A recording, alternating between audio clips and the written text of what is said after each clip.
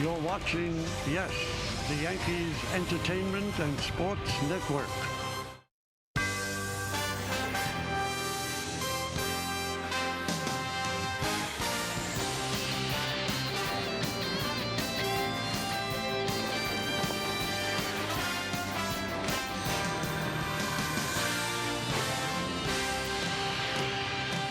Bit of an overcast, gloomy Sunday afternoon, but it is time for baseball as Hyundai presents the Sunday Game of the Week. And today it's the New York Yankees against the Cleveland Indians in the final game of a four-game set from Progressive Field in Cleveland, Ohio. Hello, everybody, and welcome to Yankees Baseball. Along with Ken Singleton, I'm Michael K. Yankees went into last night's game with a four-game losing streak, so they needed some big things to happen, and they got it. They won 2-1. They got clutch hitting and great defense. Well, they certainly did, Michael. In fact, the way the game was going, the pitchers were really dealing. I felt that one swing of the bat might be the difference, and Chase Headley provided it in the 8th inning. A solo shot makes it 2-1 Yankees, and then in the 9th inning, defense came to the forefront for the Yankees. Brett Gardner's a Gold Glover in left field, and he proved it last night. Great catch at the wall to rob Jose Ramirez of an extra base hit. Aroldis Chapman still had to get a few more outs, and he did. Final out was a strikeout of Carlos Santana. 14th save of the year for Chapman, and the Yankees won it 2-1. Big-time pitching matchup today, Kenny. The pitching matchup brought to you by People's United Bank N.A. Carlos Carrasco will get the start for the Indians. He's 10-4, 3.89. And for the Yankees, it's their all-star, Luis Severino, 8-4, 2.98. Since the all-star break, he has been fantastic. Well, his seasonal numbers are good there, but you mentioned the all-star break. He's gone 3-0 since the break, and he's been very, very difficult for hitters to hit. His slider has been breaking electrically. His fastball upwards around 97 miles an hour. His ERA, as you can see there, 0.69 since the break. Every time he goes to the mound, Yankees feel they have a good chance of winning a ball game. He's been that good. Well, look how good he is in the rankings in the American League, Kenny. They're outstanding. ERA, strikeouts, and whip, 4th in the league. Opponents' batting average against and home runs allowed per 9 innings, 5th. Pretty good pitcher the Yankees have in Luis Severino. For the second straight game, Gary Sanchez is not behind the plate. Is Joe Girardi sending him a message by putting Austin Romine back there? We'll find out next with Meredith Maragovitz on Yes.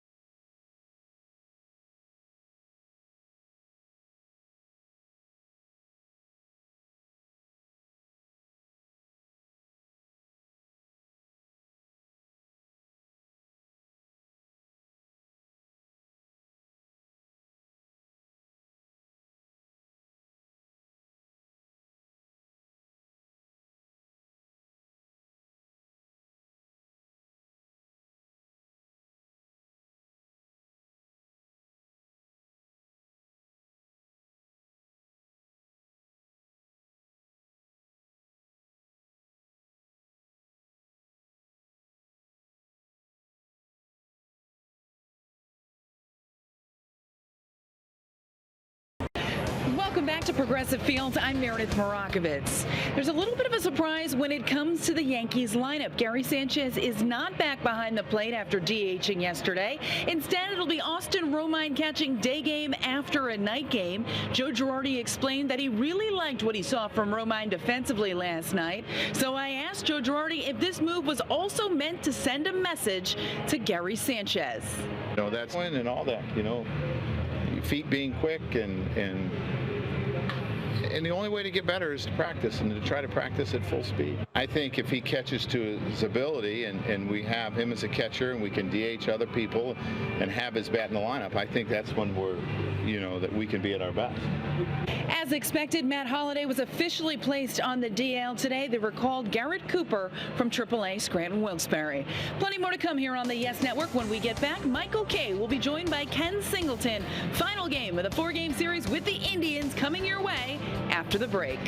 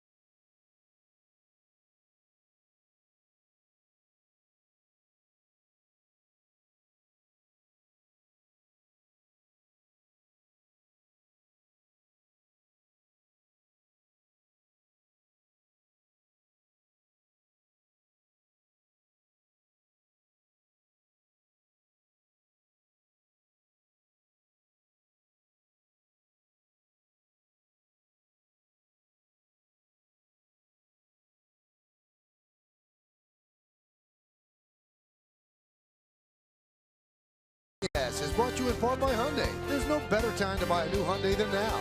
See your local Hyundai dealer or visit buyhyundai.com. By Koch Industries. At Koch, we make things that make the world better. And by People's United Wealth Management, ready to help you set tomorrow in motion. Well, the Yankees are looking to split this 4-game set, which is the most you could ask for after you lose the first 2 games of the series. Big win for the Yankees last night, a real nail-biter. They beat the Indians by a score of 2-1. So let's take a look at the Yankees starting lineup that they're sending out there against Carlos Carrasco. The starting lineup is presented by our good friends at Lexus. Brett Gardner, the DH, will lead off. In left field, it's Clint Frazier batting second. Hitting third, the shortstop, Didi Gregorius. Aaron Judge in right field will clean up. The number 5 hitter, he had the game-winning home run yesterday, first baseman Chase Headley. Todd Frazier, third base, will bat 6th. Batting 7th, playing center field, Jacoby Ellsbury. Ronald Torreyes at second base will bat 8th. And batting 9th and catching, it's Austin Romine. The Yankees will be facing Carlos Carrasco, 30-year-old right-hander with a record of 10-4, an ERA of 3.89. In his career, he's 4-4 against New York Yankees with a pretty good earned run average of 3.67. Let's check out our scouting report brought to you by your Tri-Honda dealers. His last start, he was roughed up in Boston. In fact, his teammates gave him a 5-0 lead on Chris Sale and the Red Sox, but Carrasco got knocked out after an inning and 2/3, and Boston ended up winning that game in a wild one, 12-10. 7 of his 10 wins, speaking of Carrasco, have come on the road away from Progressive Field, and during his career he's had some injury issues, disabled 6 different times. Well, let's take a look at the defense behind Carrasco, and it's presented by Geico. Pretty good outfield for the Indians. You've got Brantley in left, Zimmer in center, and Abraham Almonte over at right. In the infield, it's Ramirez Lindor. Just coming off the DL, Jason Kipnis at second, Santana's at first, Roberto Perez behind the plate, and Carrasco is on the mound.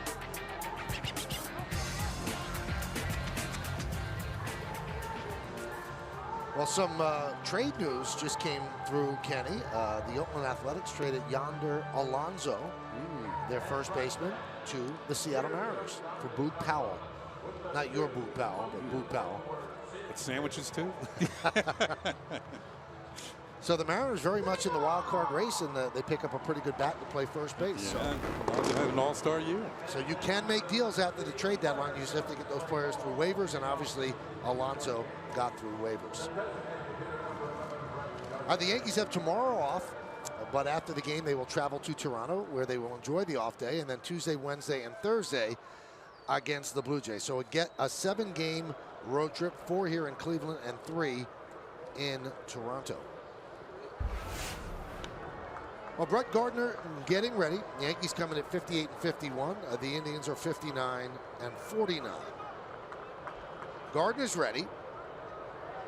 Carrasco is ready.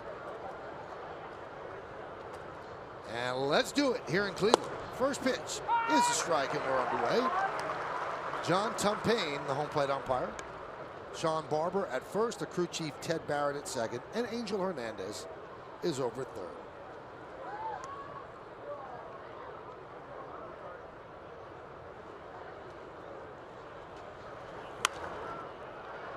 Well, the Yankees with Gardner being the DH today. That's the 3rd time this year he's been the designated hitter. Well, they take a Gold Glover out of left field, and he was worth his weight in gold in the 9th inning yesterday or last night, making that great catch. Gardner made an outstanding play. Torreyes made an outstanding play in that same inning for the 2nd out. So the leather had a lot to do with that win. The 0-2, outside 1 and 2. Carrasco, a mid-90s fastball. Originally signed by the Phillies, it's age of 16. And then traded to Cleveland in the Cliff Lee deal.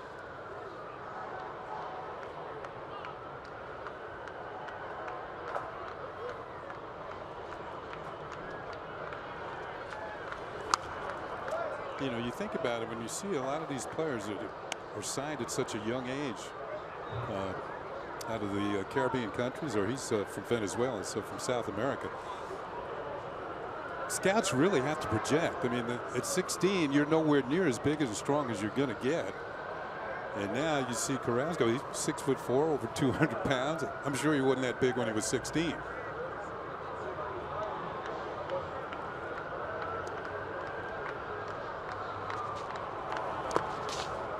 Two and 2. So the amateur scouts, and that kind of belies the fact that how many players they actually signed and how many actually make it to the major leagues.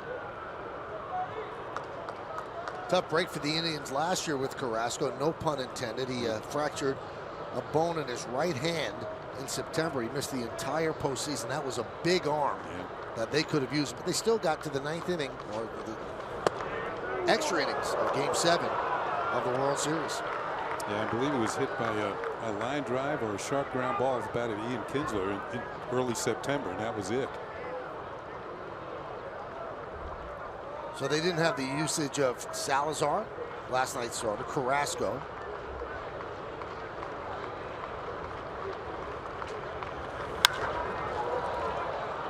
Popped up, shallow center. Lindor makes the play. 1 away. Let's look at the game time weather presented by City MD. Feeling under the weather? Just walk into City MD Urgent Care. 76 degrees. Humidity is 62%. Not much wind. It's partly cloudy. Lights are on. Here at Progressive Field. It used to be called the Jake. But Progressive Insurance purchased the naming rights. Here's Clint Frazier. Did not play last night in the Yankees 2-1 victory. little bit of a slump, 4 for 27.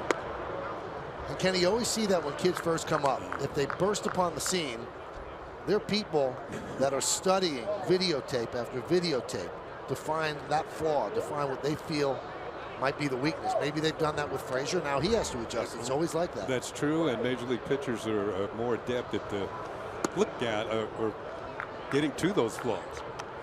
You know, you have not only the scouts who are at the games watching, you know, the advanced scouts, but you mentioned the video. There's video of everybody. You know, the same thing applies in other sports. You know, my cousins told me the first 10 games of your NBA career, very important. Everybody figures out what you can and can't do. And they try and go at you in that manner. And for those new to our broadcast, Kenny's cousin is Doc Rivers, the coach of the LA Clippers.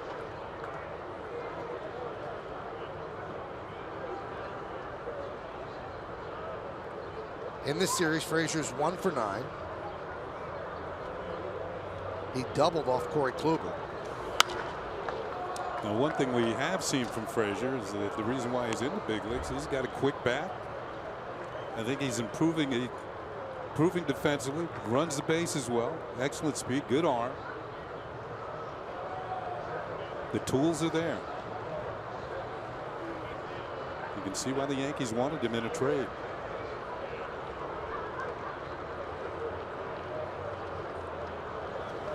Swing and a miss. Frazier down on strikes. Good slider by Carrasco. Batting third for New York. Man, that really broke. Down and away. You know, sometimes with these type of pitches, the best you can hope to do is just foul them off.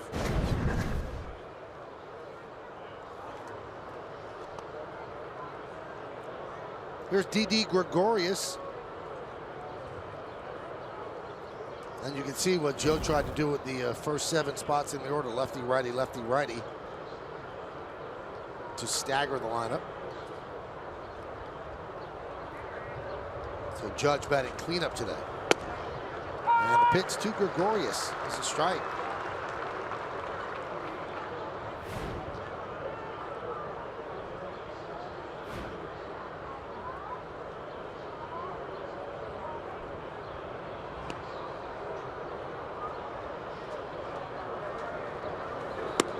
Didi's had a good series at 4 hits, 12 at bats, and hitting well for the Yankees this year on the road. 337.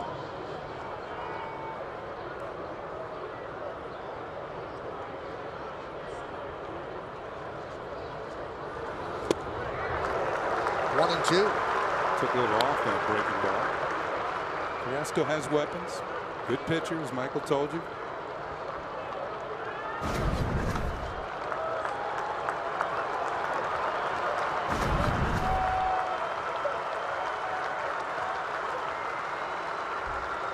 One ball, 2 strikes, 2 outs, just underway here in Cleveland.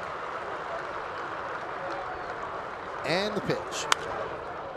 Foul the other way and out of play. Another big crowd here at Progressive Field. Last 2 games have been sellouts. This one looks like it's going to be close. There's people still coming in beyond the left field flag court out there. Yankee fans have certainly bolstered attendance. You see a lot of Yankee jerseys around town the last couple of days and in the stands. 1-2. Grounded to first. Santana's there, steps on the bag, and that'll do it. Yankees go down in order against Carrasco. Yankees nothing, and the Cleveland Indians coming to bat.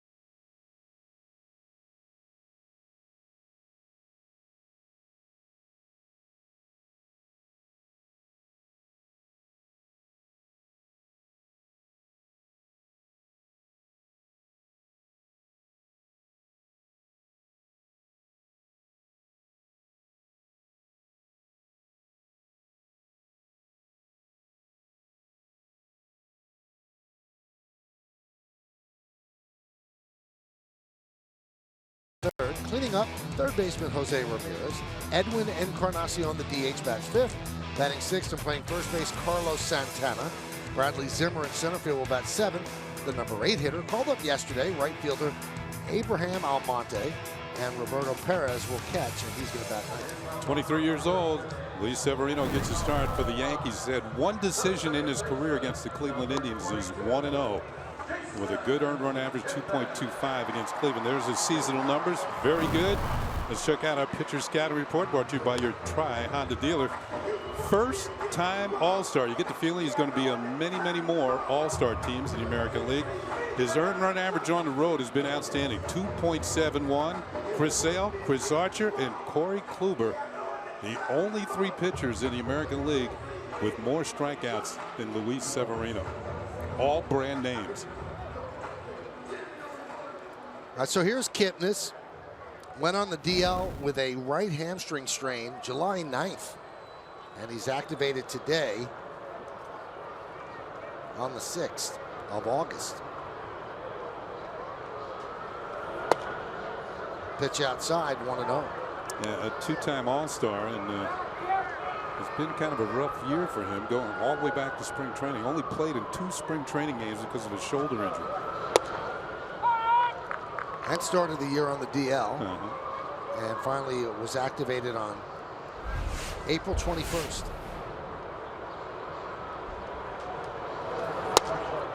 So this is just his 67th game of the year. He's been a staple here in Cleveland the last few years. Very solid player.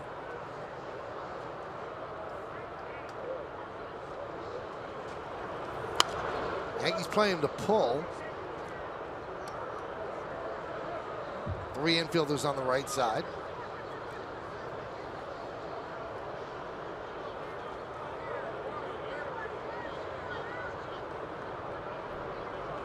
And the 2-2. Swing and a miss. Kipnis down on strikes. Let's take a look at the Yankees defense, presented by our very good friends at Geico. And the outfield, Clint Frazier's in left, Ellsbury's in center, and Judge is over in right. Infield, Todd Frazier, Gregorius, Torreyes, and Headley third to first. Romine's behind the plate. Severino is on the mound. If you missed the beginning of our broadcast in the pregame show, Gary Sanchez sits for the 2nd straight day. Now, he did DH yesterday, but 2 straight days without starting behind the plate. Joe is usually loath to start a catcher day game after night game, but he said Romine did such a great job behind the plate. And, Gary still has some things to work on. They were working with him in the bullpen today. Tony Pena and Joe Girardi went out there, and he caught Sonny Gray in the bullpen today, which Joe said was important. He wants to get those 2 used to each other. Well, Roman, I think you would agree, was outstanding last night behind the plate. Jordan Montgomery and Jaime Garcia. Garcia started with Sanchez behind the plate. There were a few pass balls, wild pitch. But last night, Montgomery, very similar type pitcher. Both of them rely on dropping that curveball in the dirt. Pitchers have to be able to throw that pitch to get the chase. And last night, I don't think anything got by Roman. He was excellent. And as far as him catching 2 days in a row, there's an off day tomorrow. Now, Girardi was asked before the game, is this lineup sending a message to Gary Sanchez? And he said, no, the message was sent verbally to Gary Sanchez. This lineup is because Romine had such a good game behind the plate. But I think there's also a message sent as well, because defense is very, very important behind the plate. And Gary leads the major leagues with 12 pass balls. And we saw the effect of that the other night. Run scored on a pass ball, another one scored on a wild pitch. Swing and a miss on the change. Lindor down on strikes. This is the pitch that has made Severino even more effective pitcher. We know he has an electric fastball, very good slider, but you add a changeup and you see the change of speeds, the ball drifting down and away from the left. All that Lindor can do here is smile after he strikes out. This is a great pitch. Circle change, fades, gone. There's Michael Brantley. I think one more thing about Sanchez. In this age of direct messaging, I think it's a pretty direct message from Joe Girardi. He said you got to improve. Simple.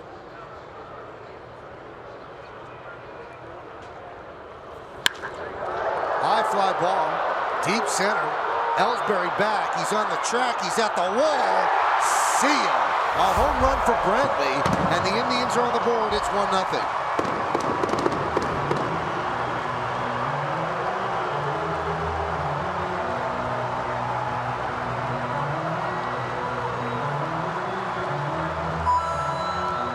Brantley's had a good series. That's his 5th hit in this series. He's now 5 for 12. Only his 9th home run of the year, but lately he's been swinging the home run bat. It's about 4 home runs in the last 12 games now, and Ellsbury thought he had a shot at it. Just got over the wall for a 1-0 lead. There's a strike to Jose Ramirez.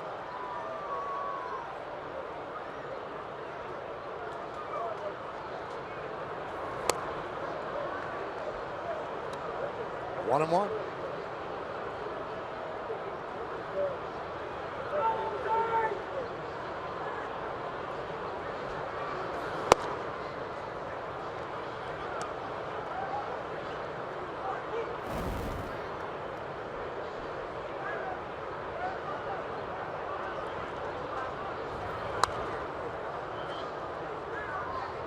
Two and two on Ramirez.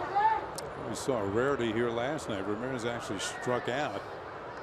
Only 4 in his last 81 plate appearances. He's got a good 2-strike approach, which is becoming more and more of a rarity among hitters.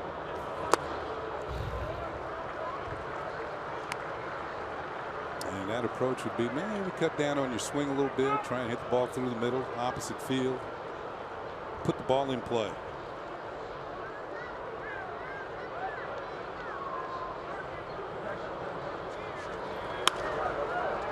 Fly ball, left field, going to be a long run for Clint Frazier. He can't get there, but it's a foul ball.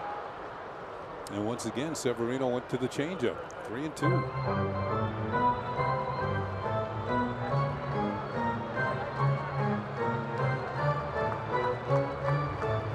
You know, sometimes and that's his 3rd best pitch, but he might have warmed up today, and it was really breaking down and away from the lefties, and decided to go with it a little bit more against this Cleveland lineup.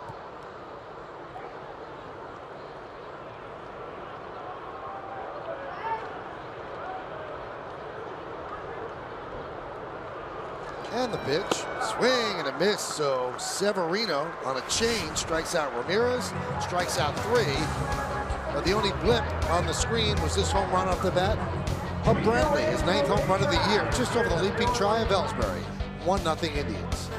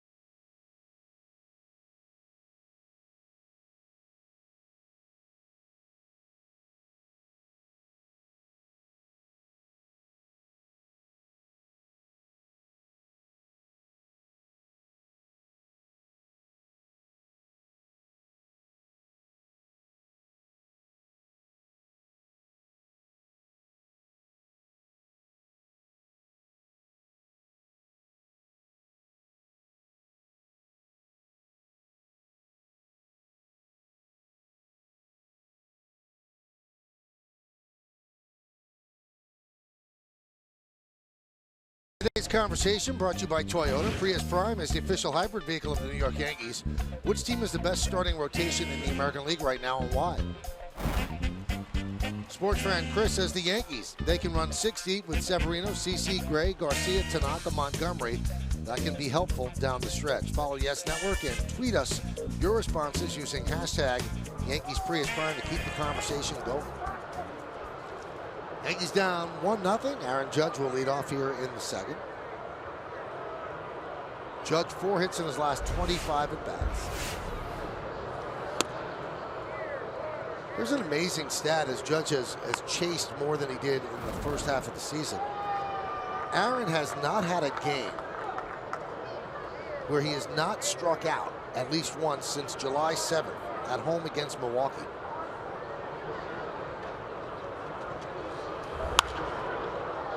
So in every game he's played, he has struck out. And that's going to be part of his game. He's always going to be close to a 200 strikeout guy. But the strikeouts have increased in their frequency since the second half of the season began. His average still right around 300. He's at 299. He's actually hit better against right-handed pitching this year.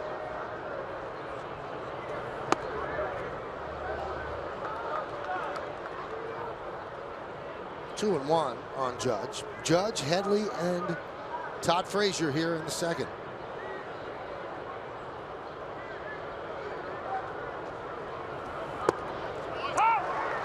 You know, I think you can live with the strikeouts as long as his average is around 300.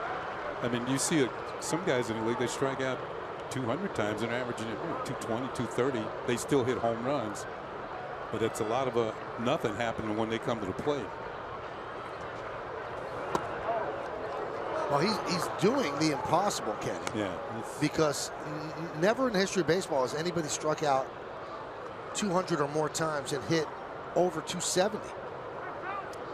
So when he puts the ball in play, he's getting hits. He's getting hits because he hits the ball so darn hard. Fielders have a little time to react. 3-2. Swing and a miss, and Judge down on strikes.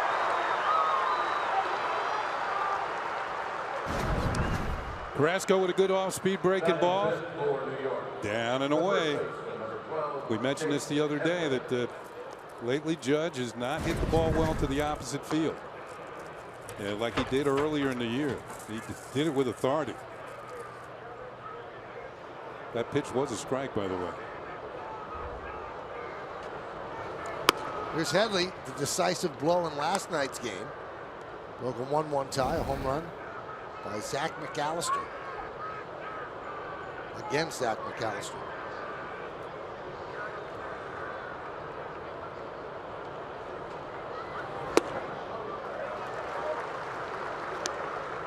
In Meredith Morakovitz's pregame report, you heard her say that since early June, Headley's hitting like 324. Since early June, Jose Altuve's hitting 402. That's like 2 months. How about this split, Kenny? In his first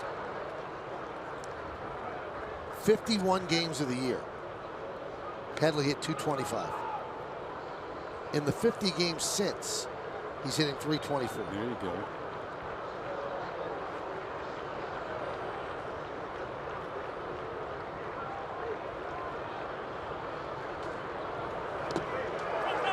Swing and a miss, ball in the dirt. Perez will tag out Headley. Third strikeout for Carrasco. All three strikeouts on breaking pitches.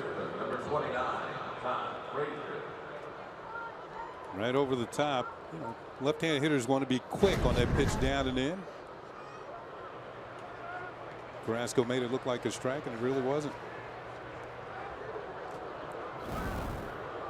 Here's Todd Frazier. Hitting. Well, a lot of pitchers would tell you, and pitching coaches will also say the same thing. A lot less complicated. You don't have to worry about the windup. You can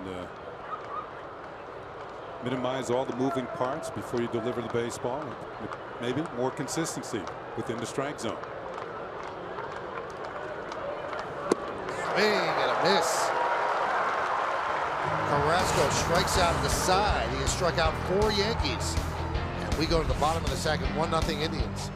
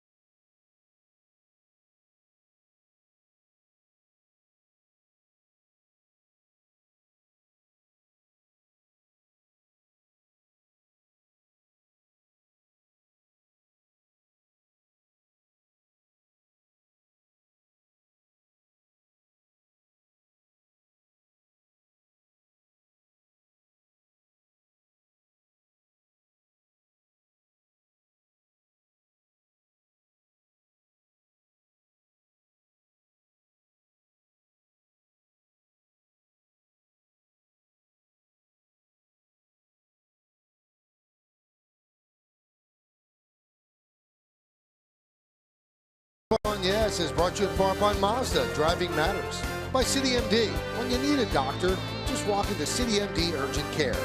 And by your Tri-Honda dealers. Hurry to your local Tri-Honda dealer for great deals on the 2017 models.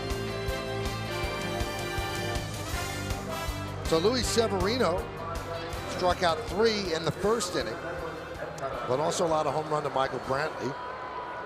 Carrasco has struck out 4 over 2 innings.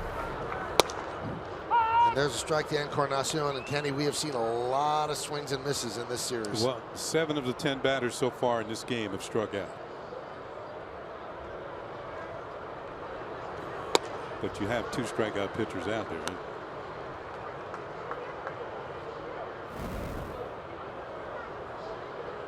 Well, this is the game now in 2017. There's really no 2-strike approach anymore. Another strikeout as Encarnacion tips it into the glove of Romine.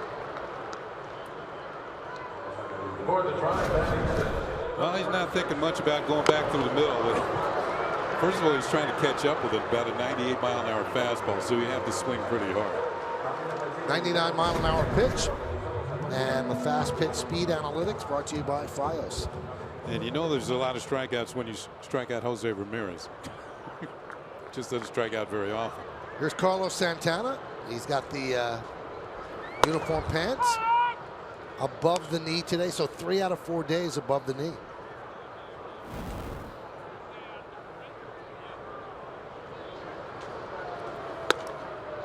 Last night, speaking of strikeouts, Santana struck out against Chapman to end the game, but that was a classic at bat.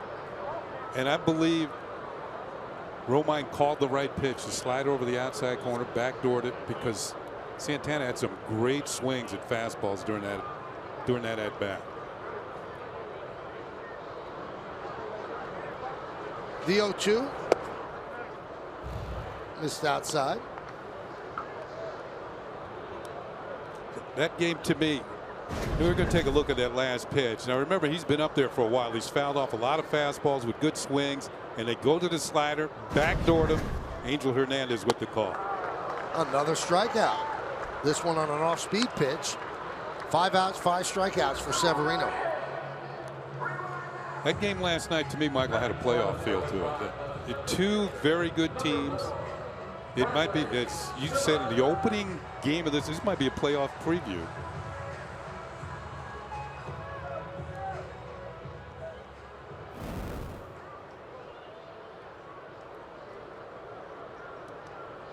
There's Bradley Zimmer. 0 for 6 in this series. And the rookie takes a strike.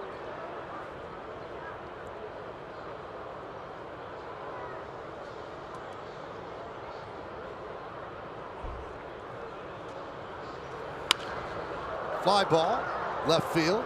Clint Frazier toward the line, makes the play, and that will do it as the Indians go down in order. 1, 2, 3. We go to the 3rd inning here at Progressive Field. It's 1-0 Tribe.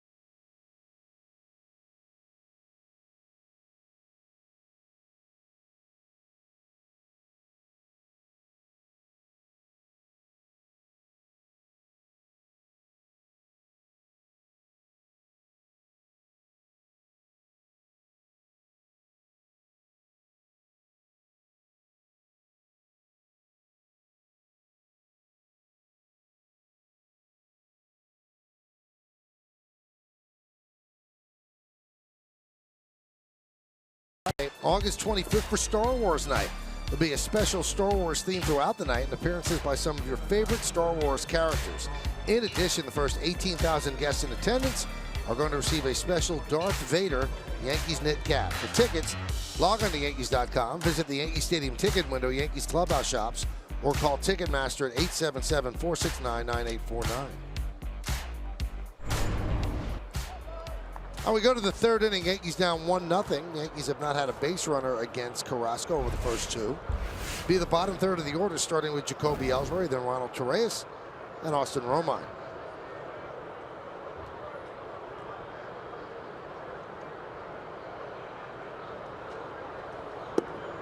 And a strike.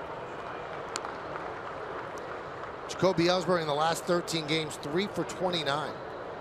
One extra base hit and one ribby. That's 103.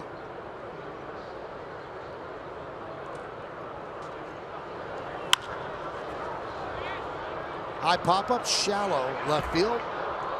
Lindor called off by Brantley, and Brantley makes the play, one away. You know, you mentioned the three hitters this inning, Ellsbury, Torreyes, and Romine, and all of them in last night's game played a prominent role defensively. They all made some good plays.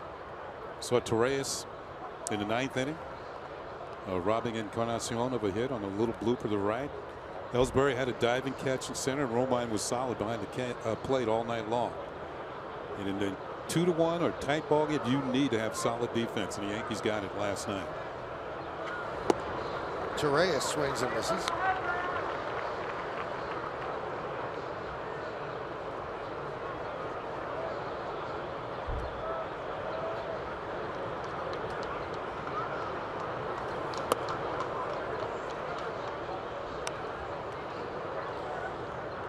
Kenny brought this up last night about whether or not Torreyes has struck out looking. He's done it 4 times, which is on the list for the fewest in the majors this season by a player. Yep, Didi's on there too.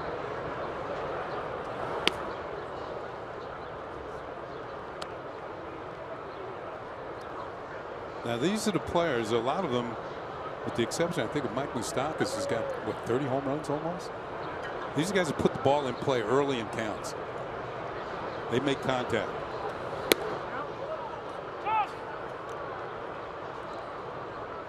Sean Barber says that Torreyes checked the swing.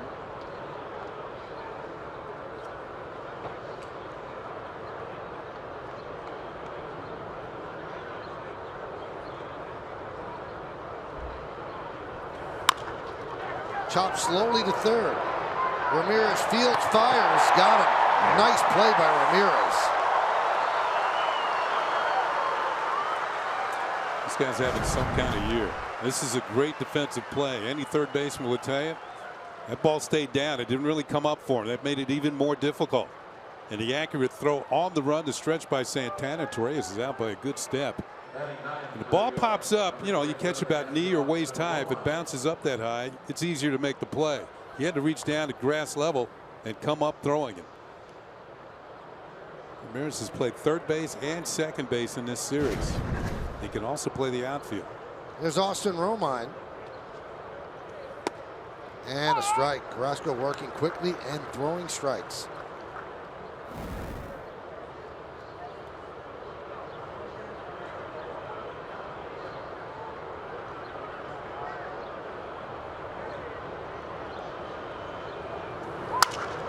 Broken back, ground ball to short. Lindor.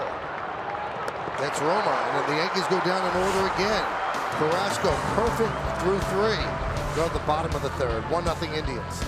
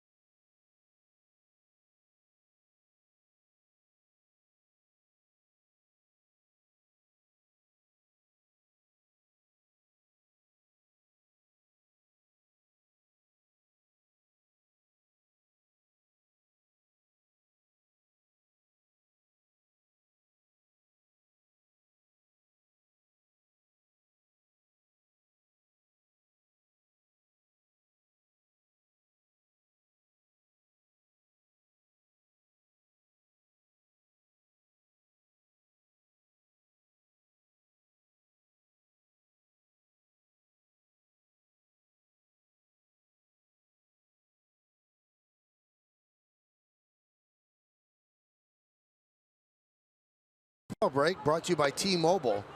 You want to see amazing? The Dodgers have taken the first 2 games of their series with the Mets. So in their last 50 games, the Dodgers are 43-7. Do the math. That's an .860 winning percentage. They're the 3rd team in the modern era to win 43 games in a 50-game stretch. The other ones, the 1906 Cubs and the 1912 Giants. It just doesn't happen. The game's not that easy. 43-7, Kenny. Amazing. Just amazing. Well, the fact is that Clayton Kershaw, maybe the best pitcher in the game, has been out.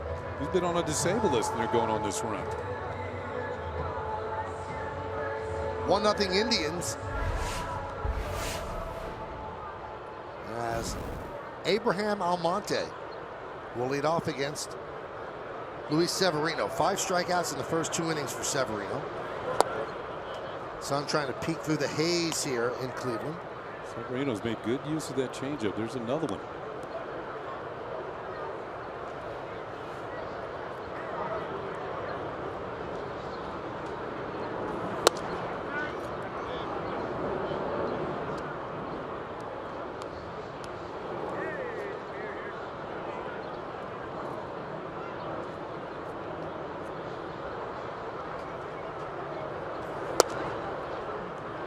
Two and one.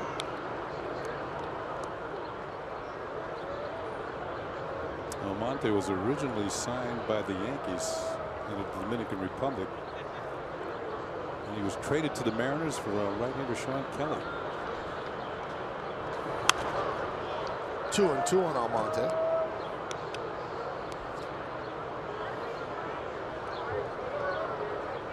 Bottom of the first inning, Boston has jumped out to a 2-0 lead over the White Sox.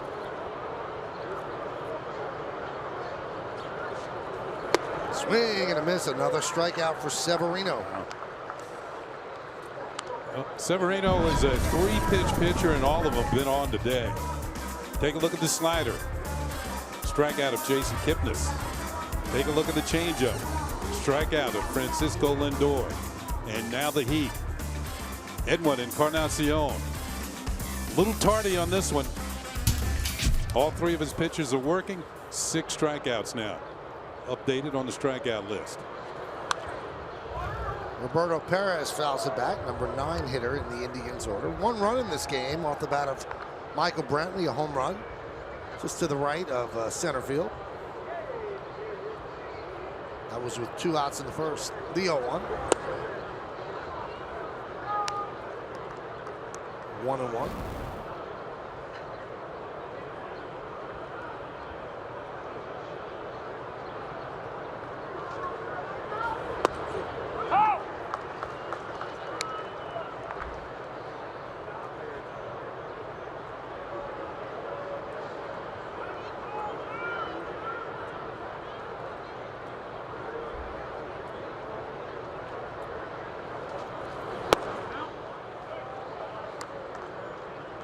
When Severino first came up to the Yankees, Paul O'Neill made a great observation about his slider, that he was throwing it within the strike zone too much. You saw that last one break out. Sometimes hitters will chase that one. High fly ball, left field. Clint Frazier puts it away. 2 down. So the whole idea of a great slider is one that you can make it look like a strike and then drop out of the zone. You see that from Corey Kluber, who's among the best strikeout pitchers in the game. We saw it in the opening game of this series when he struck out 11. But once Severino learned that and improved his changeup, you see where it's gotten him on the All-Star team. There's Kipnis. 1-0. Paul's just down the road, isn't it? Cincinnati? Mm-hmm. But not just down the road. He's within the state, let's put it that way. It's not like he's in Seattle. No.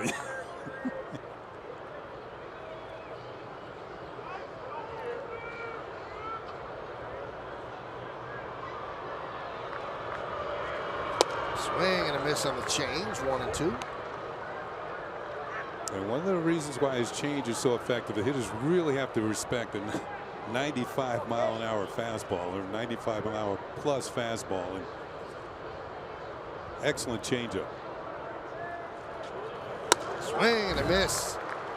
99-mile-an-hour fastball. 7 strikeouts for Severino as the Indians go down in order. And we'll go to the 4th.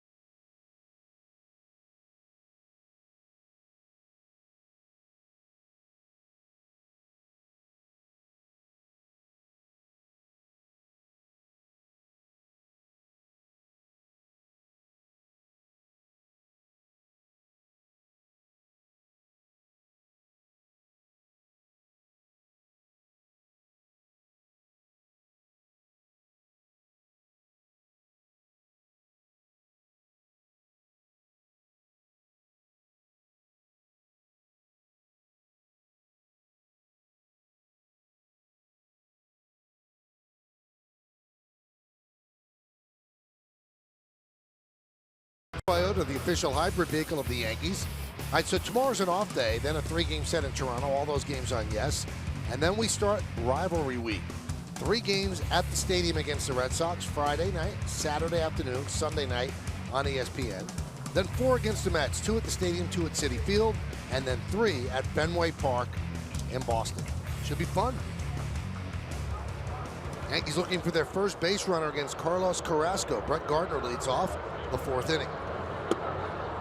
There's a breaking ball strike.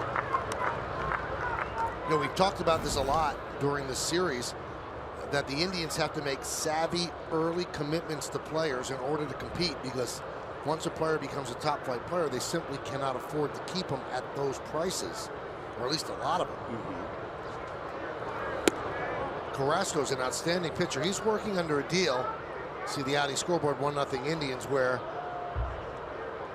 he signed April of 2015, 3 years, $22 million. That runs through 2018, but they have club options in 2019 and 2020.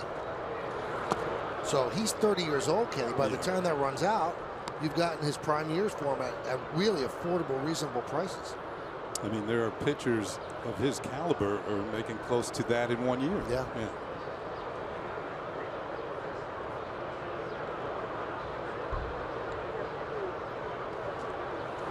Now it's a gamble. If a guy becomes a bust, well, then you've invested too much money. So they have to be very prudent in their decisions. I think one thing in Carrasco, which made him sign that deal, we mentioned that he's been on the disabled list 6 different times. Sure. And the money's guaranteed, you know, whether you throw another pitch or not.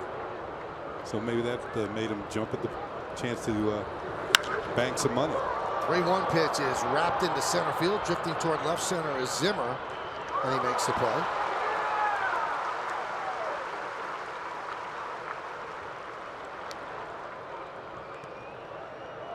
And when Carrasco first got to the States, Kenny mentioned earlier, he signed with the Phillies. He's out of Venezuela. Didn't know a word of English.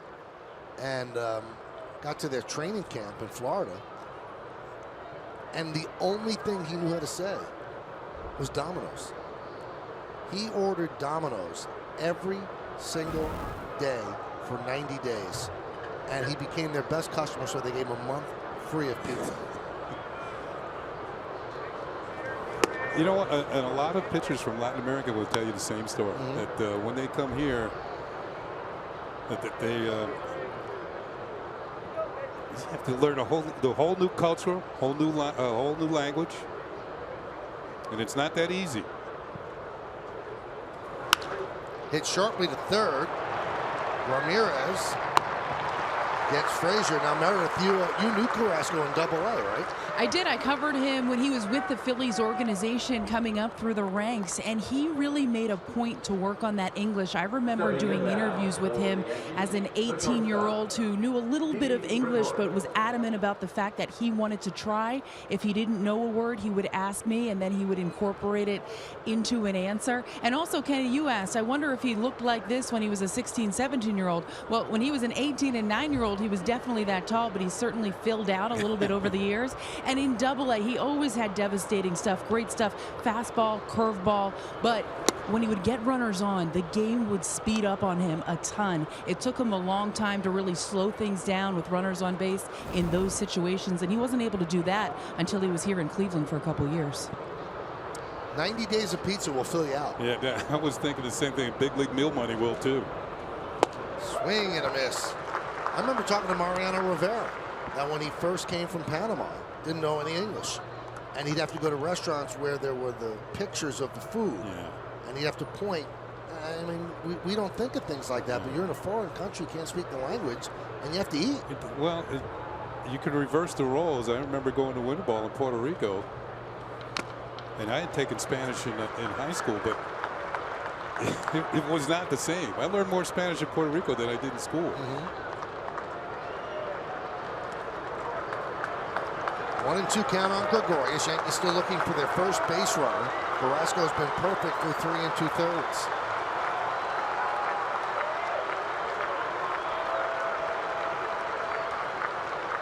And the pitch. Up the middle and off of second base and into center field. A base hit for Gregorius.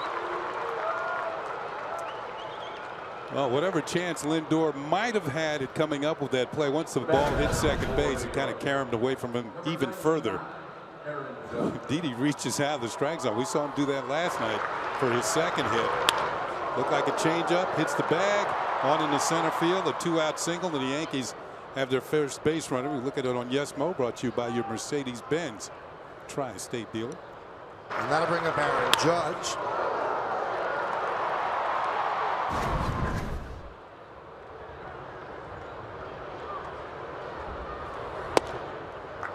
And there's a strike.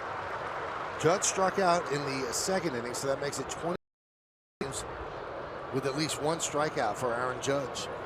I'm waiting for Judge to hit that first home run to the opposite field. That might give you an indication that he's starting to get it back.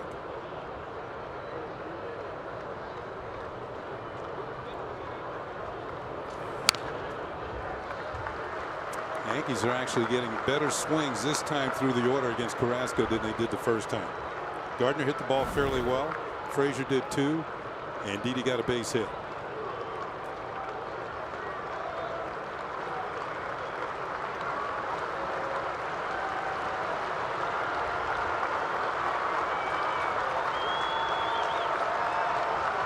Crowd getting into it, looking for a strikeout.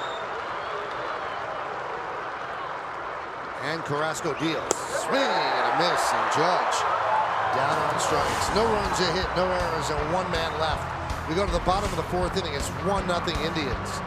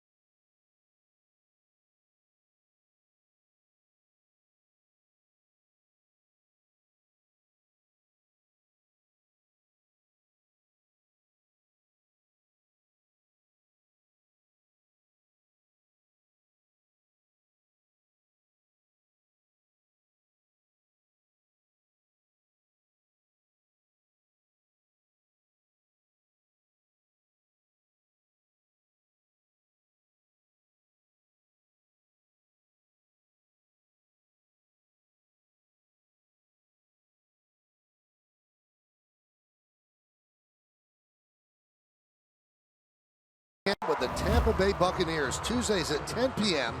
Kicks off August 8th on HBO. Well, HBO always does a great job on that show. And there are people who think that the Tampa Bay Bucks are going to hand out some hard knocks this year. Could be good. Audi scoreboard 1-0 Indians over the Yankees. They're still looking though for another hard knocks like Rex Ryan with the Jets. He was made for that show. He should host it now. He was working for ESPN. Yeah, that's true. Count 0-1 on Lindor as we start the bottom of the 4th inning. Severino with 7 strikeouts and allowed 1 hit, the home run to Brantley. 0-2. Now in the 1st inning, Lindor struck out on a change. Let's see what Severino does here on 0-2. Got a chance to waste one here. See if it maybe chase a slider in the dirt. Let's see. One heater. Just try to blow it right on by him. 98. About the temperature in Phoenix today.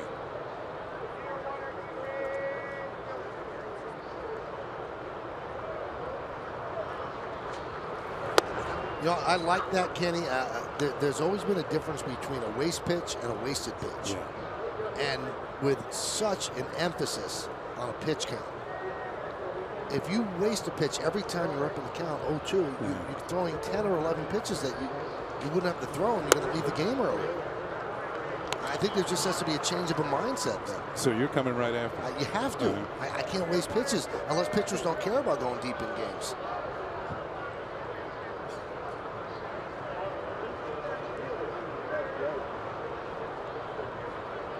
Two. Just missed. Lindor's put a good at bat up after going down 0-2. He's eyeballed his way to a full count here.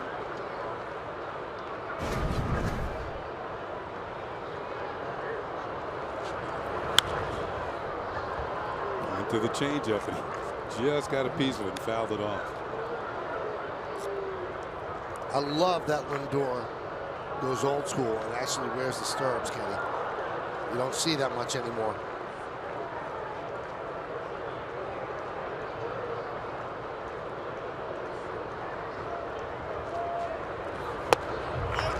And he works her out.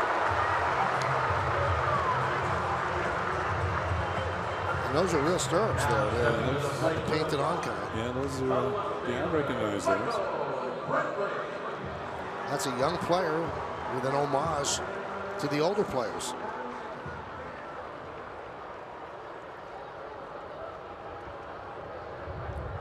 So Lindor is a threat to go.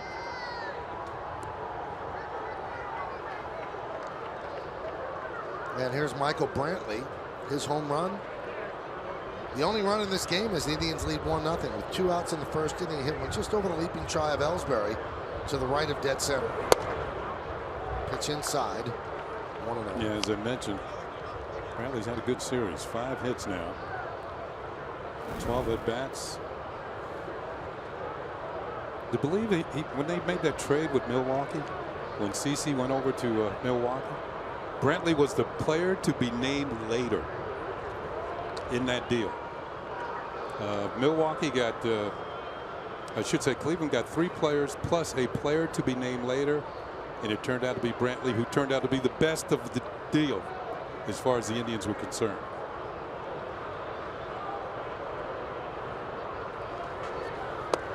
Of course, CC more than did his job over in Milwaukee.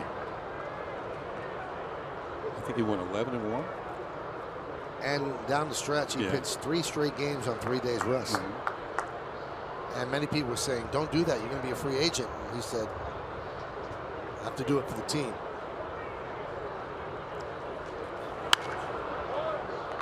Now, one of the players that Cleveland got in that deal was Matt Laporta, who they thought was going to be a star here, and it didn't work out.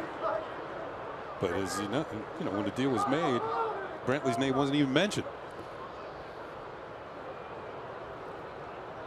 And now he's become a 2-time All-Star here with Cleveland.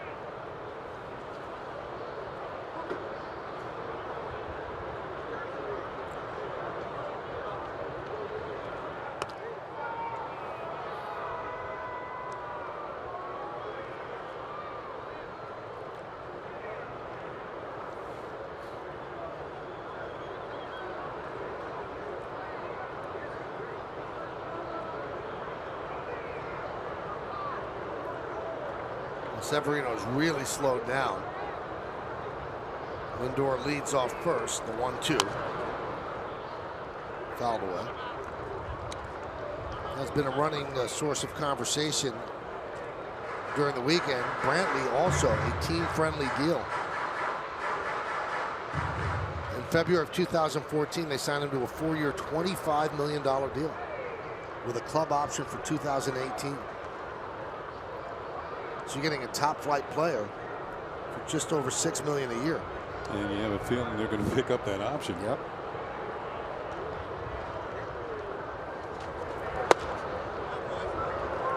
Two and two.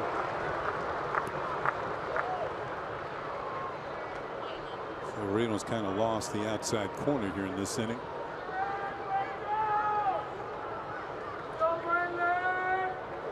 The outside corner to the left-handed hitters.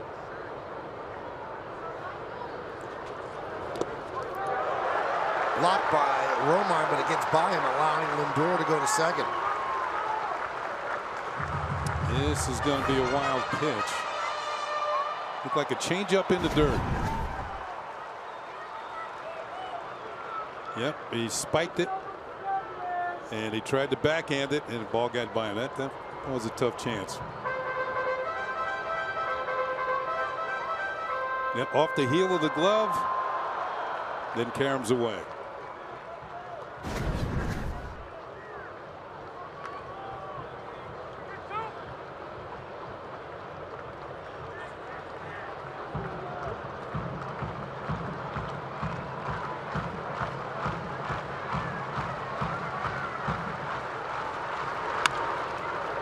Grounded to short. Lindor advances to third, throw to first, and Brantley is out. You know, one reason why Lindor was able to make it to third on a ground ball that was just in front of him, he knew where Didi Gregorius was set up defensively, and he knew that Didi was going to have to go to his right to make the play. There's a ground ball softly hit, and if it was hit harder, he might have held his ground. But Didi has to throw on the run. They get Brantley, but the Yankees are going to be forced to bring the infield in. Yeah, wasn't really an angle to throw the ball to third either.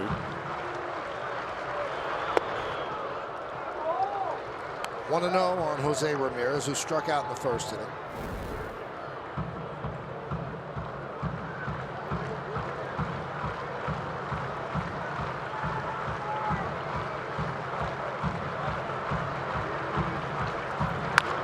Chop foul, 1-1. Bottom of the fourth inning from Progressive Field here in Cleveland. Gary Sanchez caught that one. And the Indians lead 1-0. The speedy Lindor is on third. Yankees have the infield in for the cleanup hitter, Jose Ramirez.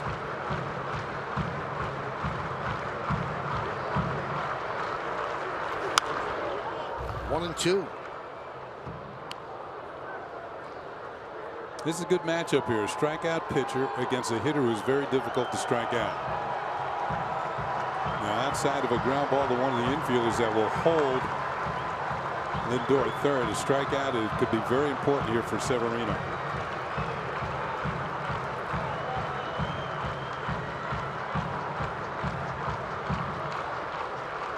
One, two. Popped up. Todd Frazier makes the play for the second out. Big out for Severino. Kept the ball off the fat of the bat and got the out.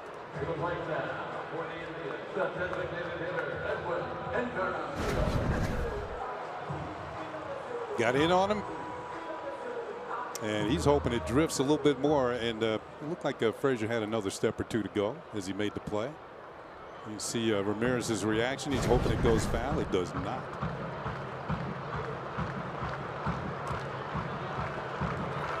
Encarnacion fouls it back to the screen. He struck out in the second inning.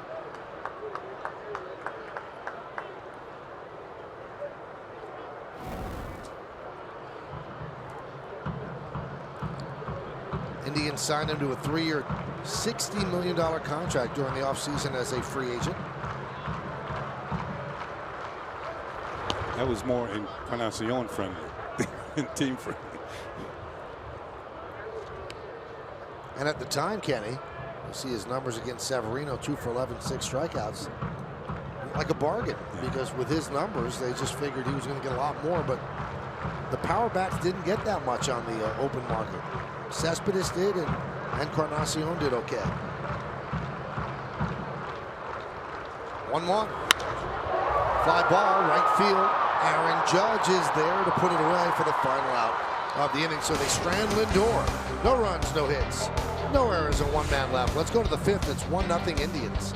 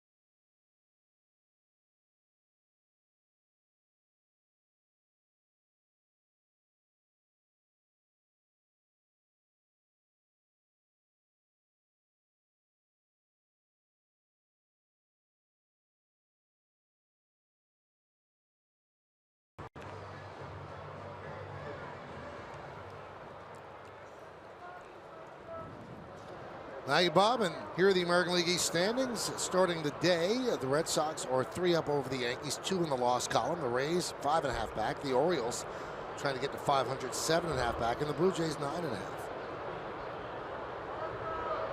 Chase Headley leads off against Carlos Carrasco. First pitch fouled away. 1-0 as we start the 5th. Indians on Brantley's first inning home run. That's the GMC scoreboard.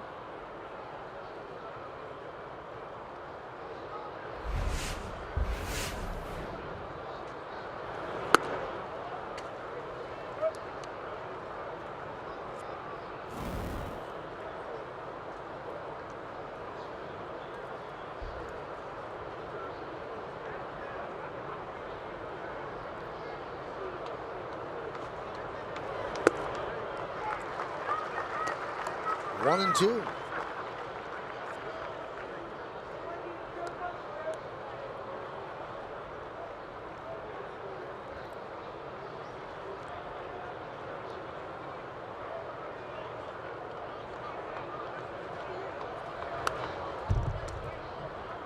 The pitch of the day for Carrasco has been his breaking ball. A good slider. Very effective. Both to the lefties and the righties.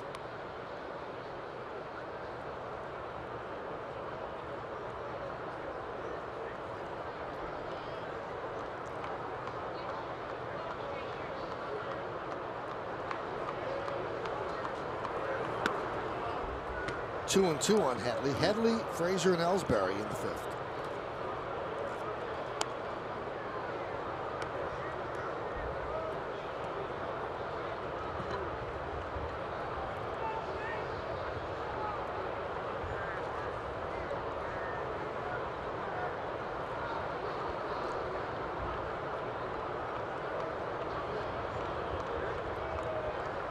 Two.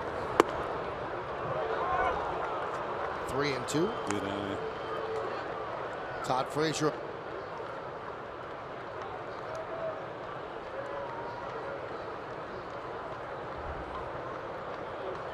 And the pitch. Tony Pena skips some rope.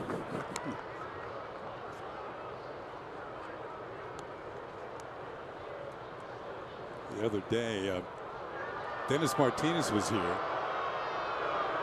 and he and Tony were arguing about who was older. And Tony said, when I got to the big leagues, you were already a 7-year veteran. Ground ball to second. Kipnis. One away. We go back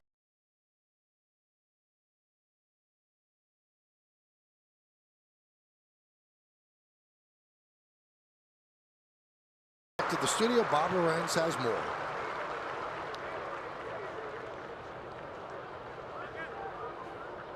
To the plate now for the Yankees. Third baseman Todd Frazier.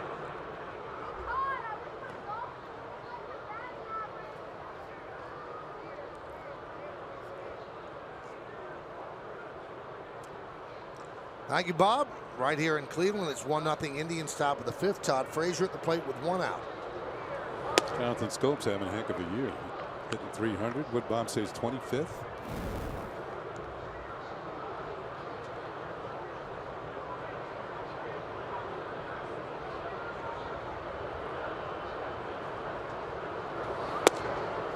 There's a strike. 1-1.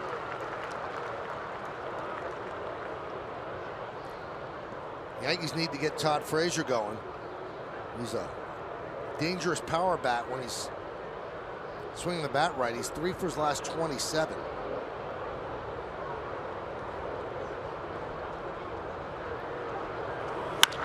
Line drive up, base hit to left field. Cutting over is Brantley. He'll fire in. So Todd Frazier with a 1-out single. MLB.TV, every night, every device. Watch every out-of-market regular season game live. Plus, get a free subscription at Bat Premium, the #1 app for live baseball. Blackout and other restrictions apply. Visit MLB.TV for details.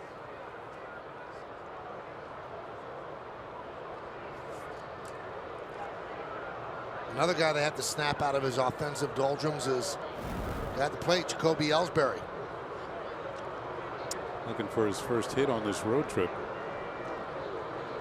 Like Frazier before that single, he's 3 for his last 27 after flying out to left field in the 3rd inning.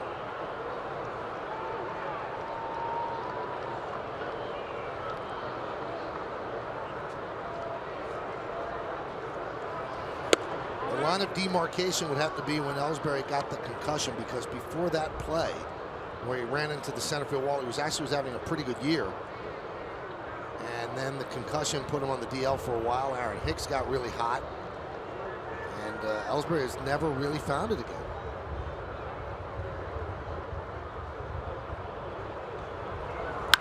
That one is ripped to right field. It is a base hit in front of Almonte. So a couple of singles, Frazier and Ellsbury, first and second, 1-man out. Yeah, that's a curveball that kind of hung, or slider that kind of hung there for Ellsbury, and he took advantage of it. It's kind of up as well. Yeah, right there, right in the middle. You know, when a pitcher's really dealing the way Carrasco has been so far, when he makes a mistake, you got to jump on it. And Ellsbury did.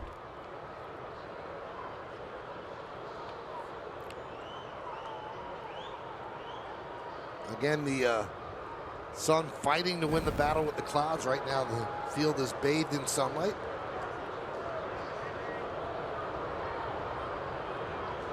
And here's Ronald Chirias with a fly ball. Check that, a ground ball to third on a great play by Ramirez in the 3rd inning. Slow roller, and he charged, fielded, and fired.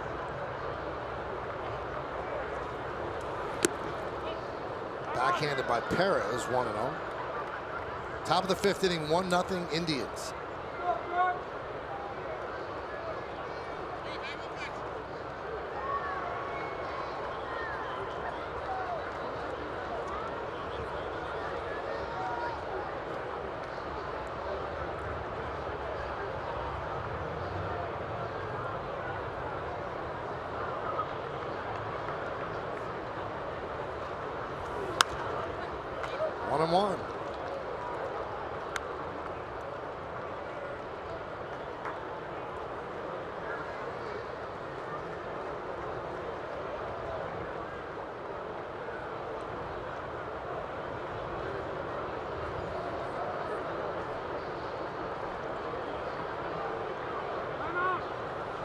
Time is called. Torres has been swinging a pretty good bat since the All-Star break. This is shade under 300, filling in for the injured Starlin Castro.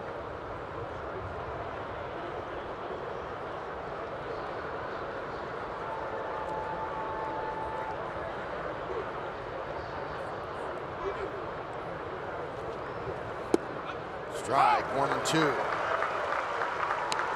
Castro was out here running the other day. Now, I didn't actually see him on the field today. There he was in the dugout, but he's getting closer. So is Greg Bird. Yeah, both of them. They were out here running the other day.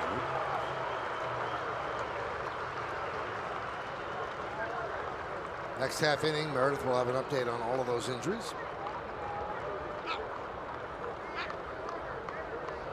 1-2. Grounded to short.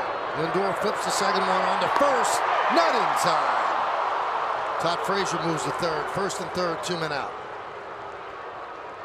Well, the speed of Torres kept the inning going here, and ball wasn't hit very hard. Lindor, the Kipnis, pretty good flip there, but you can see Torres too quick. So the inning will continue. Another look at it. Kipnis with the strong arm, but not enough.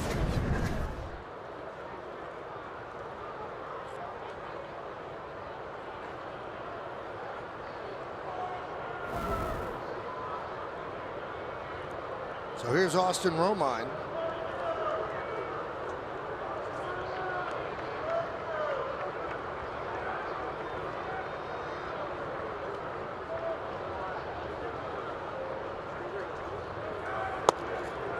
And a strike.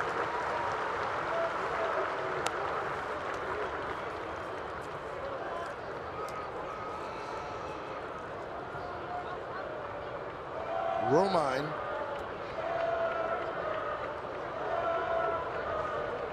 is 0 for 7 so far in this series. But since 2016, a .347 hitter with runners in scoring position. That's the situation he's in right now. And Carrasco's pitch of choice. Breaking ball, picks up strike 2. And that was borderline, to say the least.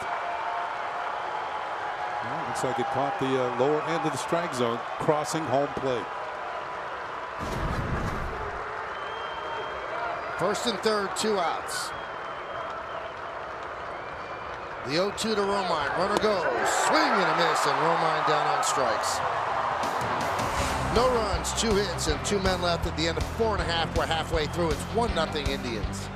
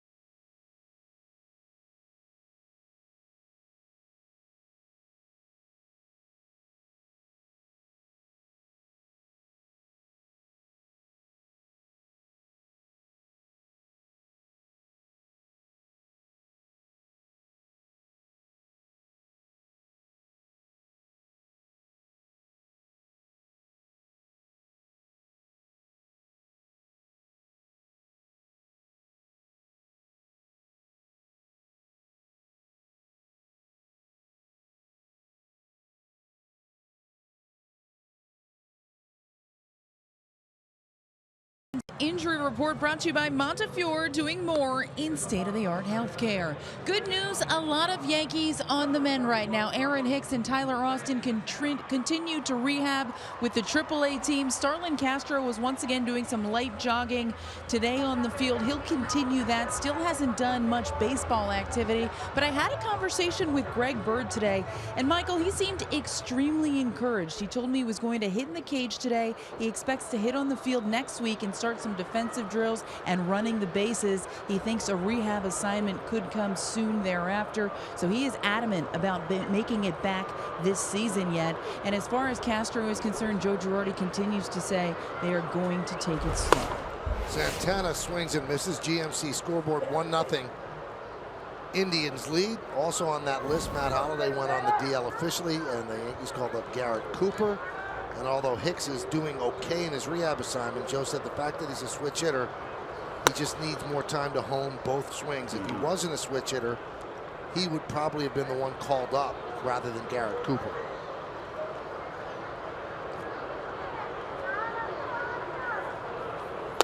Certainly an impressive list of players that are currently not available to the Yankees.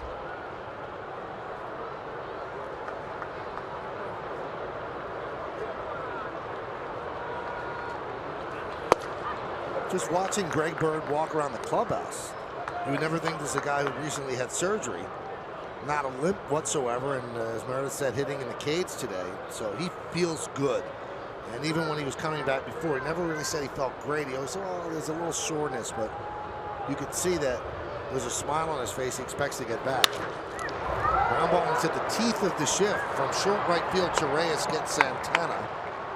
One away. So the Yankees' first real scoring opportunity in the 5th inning that can't cash in as Romine strikes out. Yankees strand 2.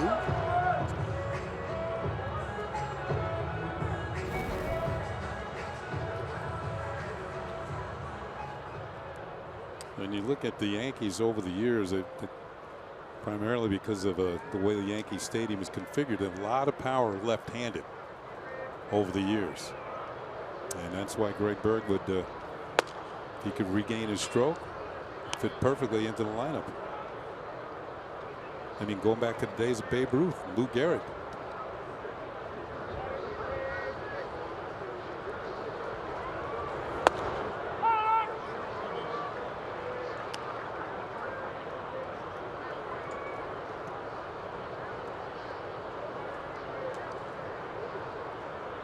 You know, there's a lot of discussion about this earlier in the year because this Yankee team leans right rather than left-handed.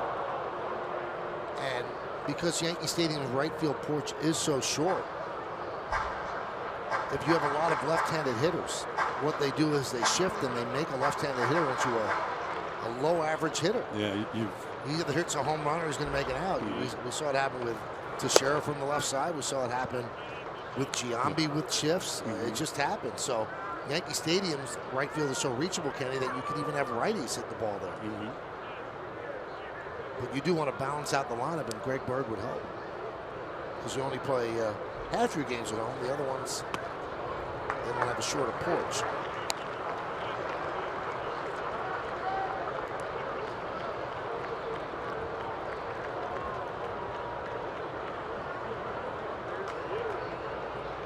So 3-2 on Bradley Zimmer. Swing and a miss. Strikeout number 8 for Severino. Still electric with the fastball, 98 miles an hour. Looked like it just tailed away and out of the strike zone. Zimmer's going to commit, trying to catch up to it. That ball just ran away from him. Severino didn't have a strikeout last inning, but he's got one this inning. The previous innings, he had at least 2 in every inning.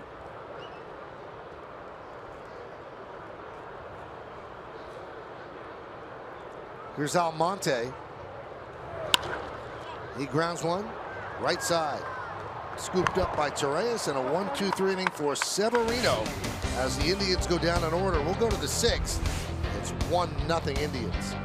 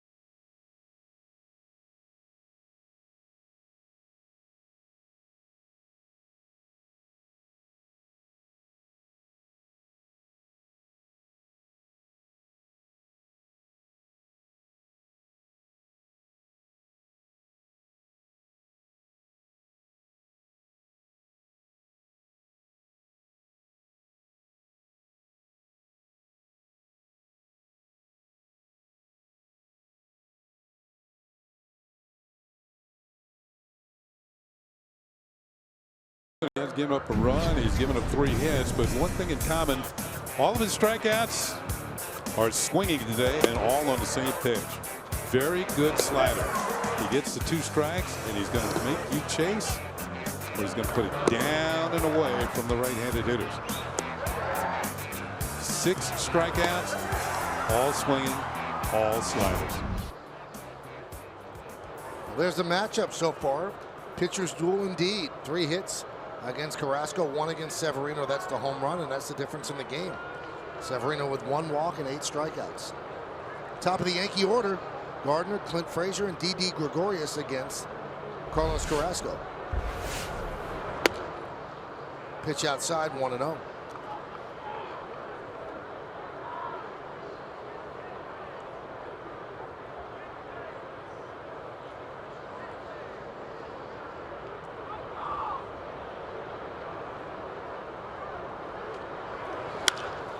Lined into center field, coming on is Zimmer. He's going to have to play it on a hop.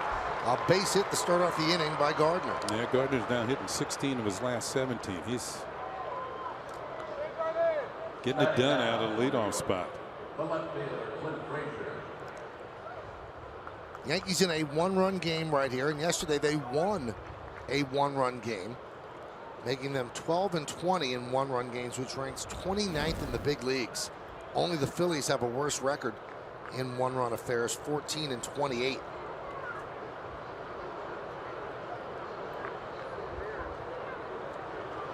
Here's Clint Frazier.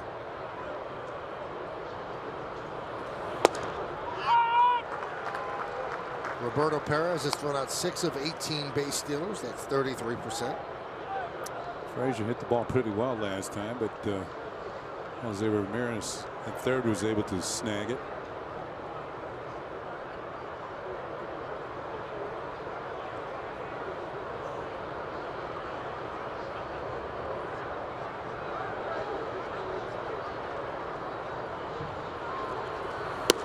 So his bunt takes outside.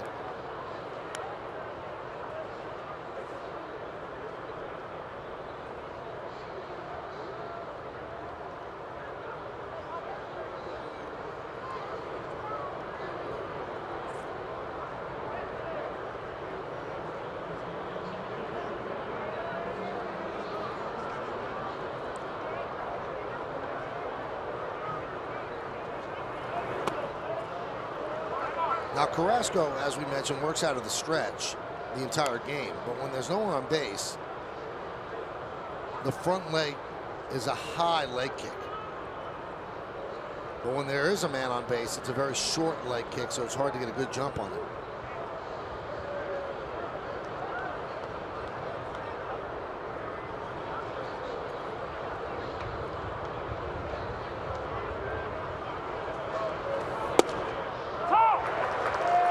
Two and two.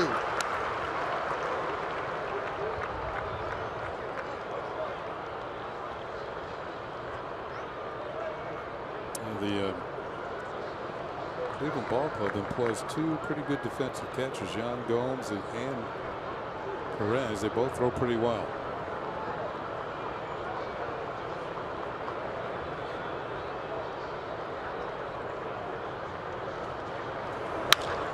Grounded, fair, inside third, past a diving Ramirez, and into left field. Gardner's at third, he'll stop right there. It's a double for Frazier, and the Yankees have runners on second and third, and nobody out. Well, this time Frazier's able to get it by Ramirez at third base. And it looked like this is a slider that didn't get to where he wanted it. It was more in the middle of the plate, right over the bag. That is third base umpire Angel Hernandez with the call.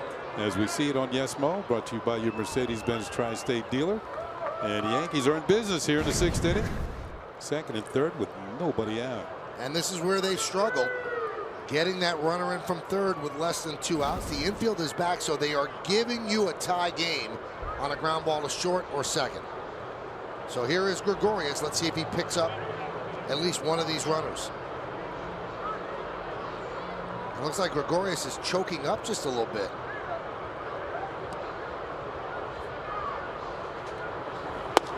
And there's a strike.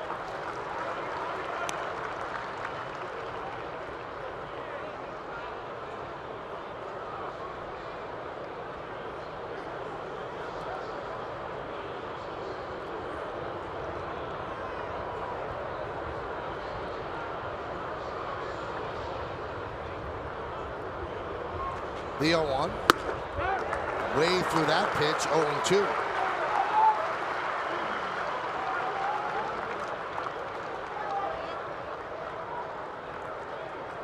Well, JoJo already calls it situational hitting. Yankees 10 for 54 with runners in scoring position the last 9 games. 59 men left on base. Second and third, nobody out. Big opportunity. The 0-2. Foul back. Didi has been one of the better Yankees in these situations. Well over 300.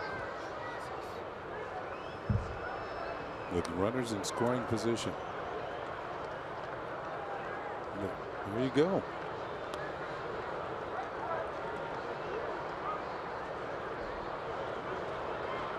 But right now he's in the hole. No balls and 2 strikes.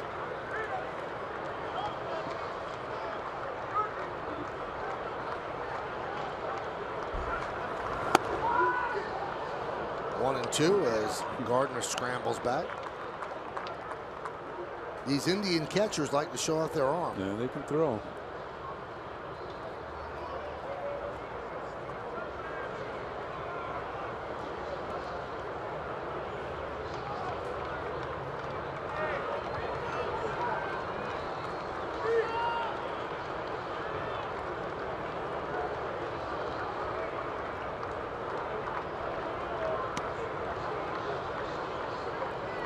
One, 2. 2 and 2. Good take. Carrasco trying to expand the zone and get Didi to chase one. And you know, got to stay calm in these situations as a hitter. Discipline.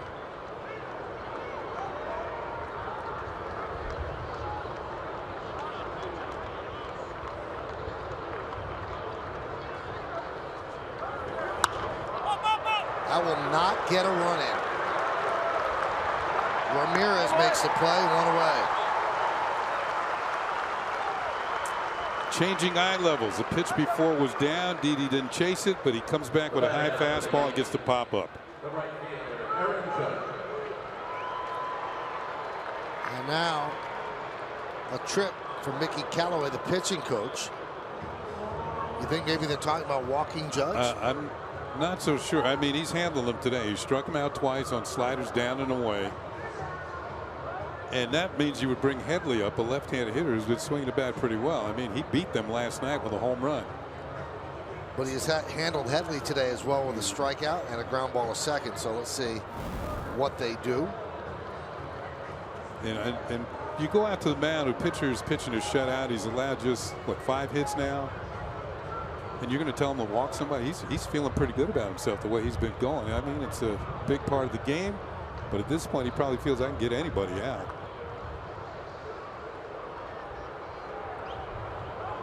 What are they going to do here? Yeah, they're going to go after him. Infield still back. A ground ball ties the game at short or second.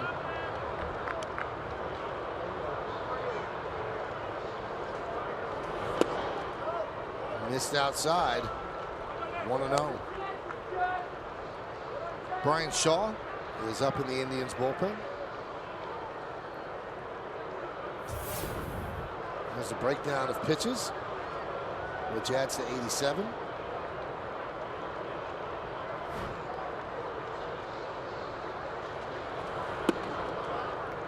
Two and 0. And now they will put him on. Yeah, they don't want him throwing a cookie up there and then Judge getting a hold of one. Probably talked about, let's see if he chases something out of his zone, and if not, we'll put him on. If we can get ahead of him on the count, you should be able to strike him out. That's what they're thinking, and it didn't work. So an intentional base on balls. So Headley had the big hit last night. Big situation right here. Bases loaded with 1 man out. Indians looking for the double play. Gardner at third, Frazier at second, Judges at first.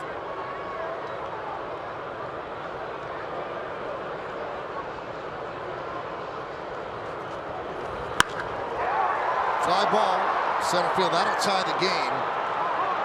Zimmer makes the catch. Tagging is Gardner.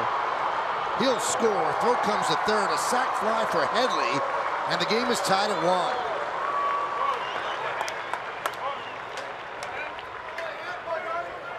Frazier was thinking about going to third, but he's played in the minor leagues with Zimmer.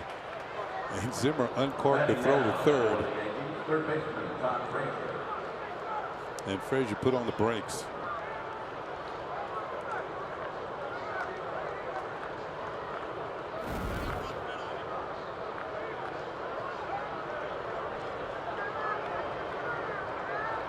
So here's Todd Frazier, who is 1 for 2. A strikeout and a hard single left.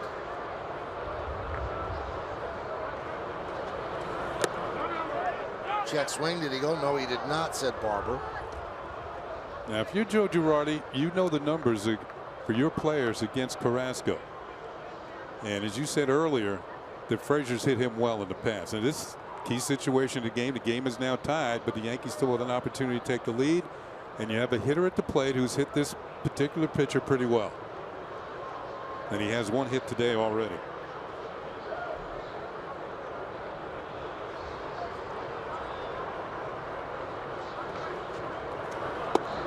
Breaking ball strike.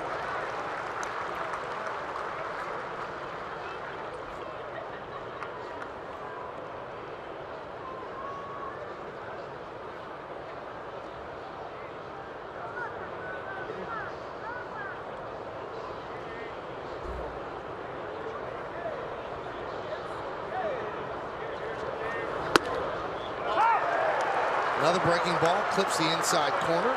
1 and 2. Frazier didn't like it, thought it was inside and high.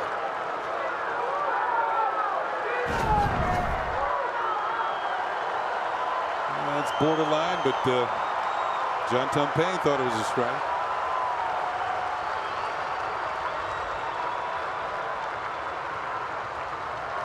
Top of the zone.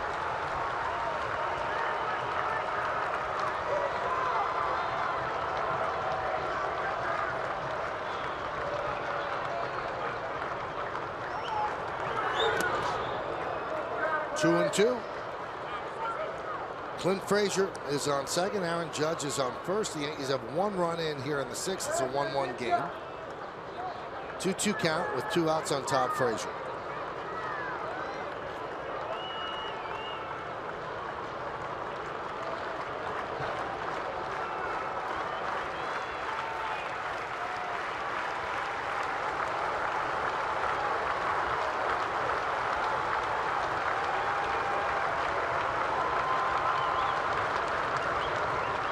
And the 2-2. 3 and 2. So that'll start the runners. 3-2 and 2 outs.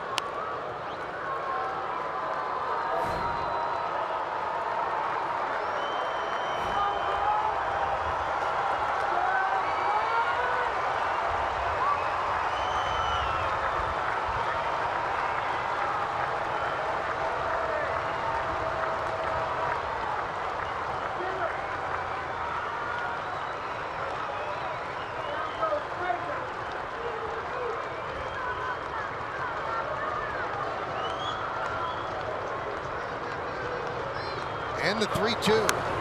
Foul back. We'll do it again. Ooh, just got a piece of it. That might have broken out of the zone.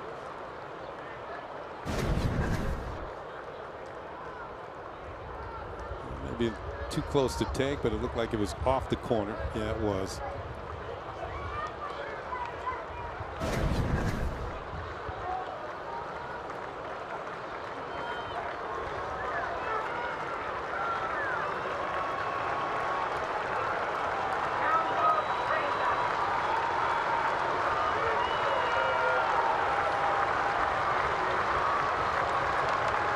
Frazier will go from second, Judge from first. 3-2. And Todd Frazier calls time.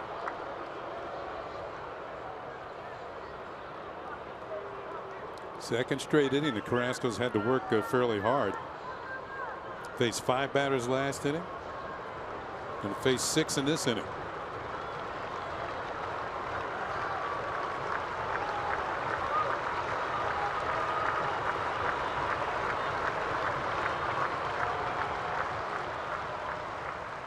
And the 3-2. Missed outside. Todd Frazier walks to load the bases for Ellsbury. And now he's going to face his 7th batter this inning. To the plate now for the Yankees, the center fielder, Jacoby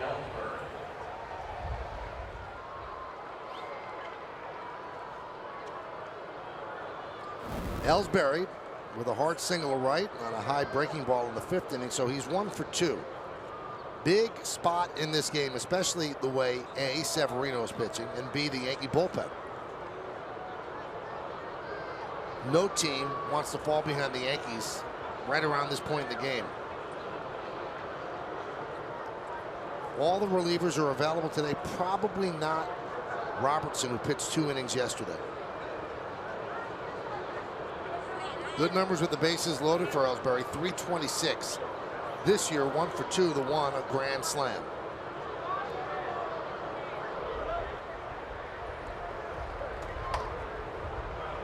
Severino's allowed just 1 hit, a 1st inning home run by Michael Brantley. So the Yankees have tied the score here in the 6th, looking to take the lead. And the pitch. That one is drilled deep to right field. Going back Almonte, still back on the track, and he will not make the play. It's off the base of the wall. That is going to clear the bases. Ellsbury will go for 3rd with a 3-run triple, and the Yankees lead 4-1.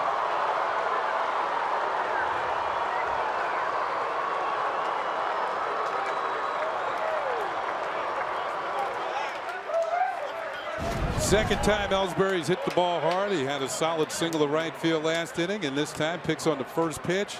Almonte drifting back. Pulled up at the last second. I think he thought the wall was there. It actually wasn't. He had a few more steps. Can't make the play. He didn't particularly play that very well. And with Ellsbury's speed and the ball carrying away, 3 runs. Score for the Yankees, a big hit. As Michael said, big part of the ball game. And Ellsbury delivers. Almonte could have gone back quickly, turned and made the catch. Instead, he drifted, couldn't get it, and the Yankees are out in front.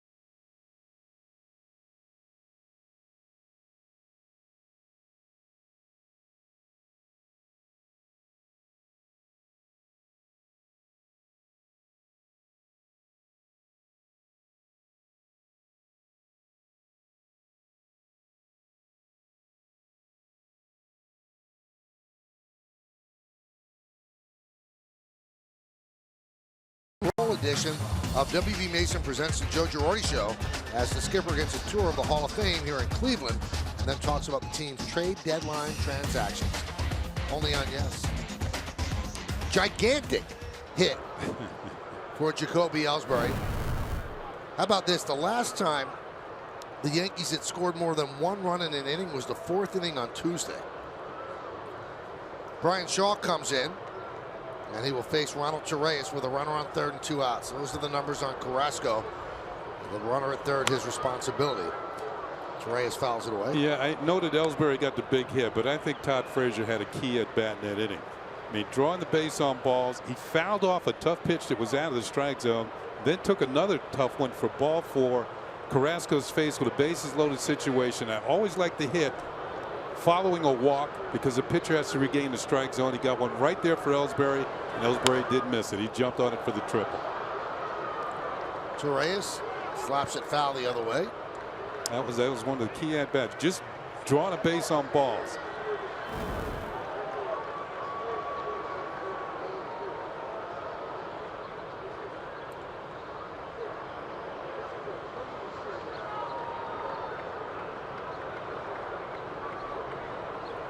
The 0-2. Fouled away.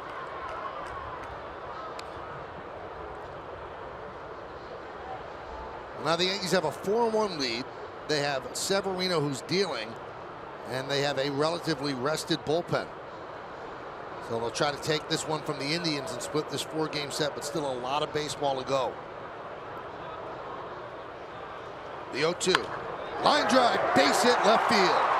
Ellsbury scores. It's an RBI single for Torres, and it's 5-1 Yanks. Another 2-out hit. They really energized teams. Looked like a hanging slider. Torres did miss this one. Usually puts bat on ball. He does. Line drive left field. Yankees pick up yet another run. 28th ribby for Torres. And Ellsbury getting some love in the Yankee dugout after that big triple that cleared the bases. Here's Romine. Swing and a miss, 0-1. So the Yankees send their 9th batter to the plate here in the 6th inning as the offense finally awakens.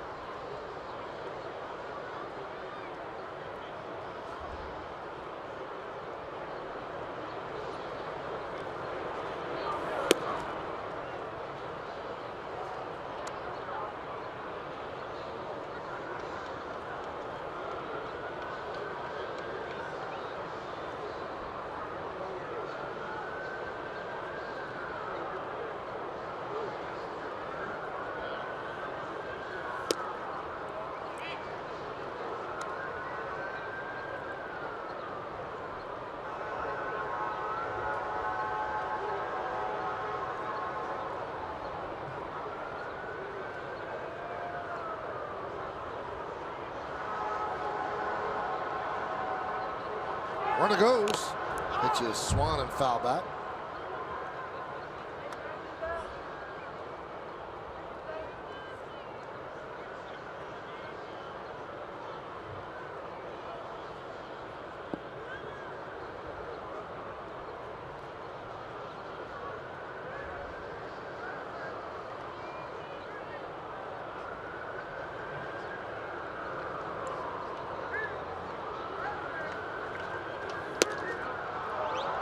Three and two, so that's going to release Torres at first.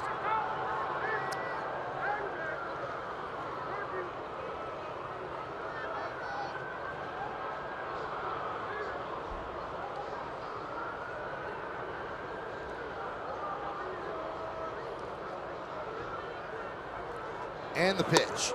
Strike three, Romine down looking, and that will do it. Well, the Yankees get 5 runs on 4 hits. None bigger than this. Jacoby Ellsbury with the bases loaded clears the bases with a triple. Yankees lead 5-1.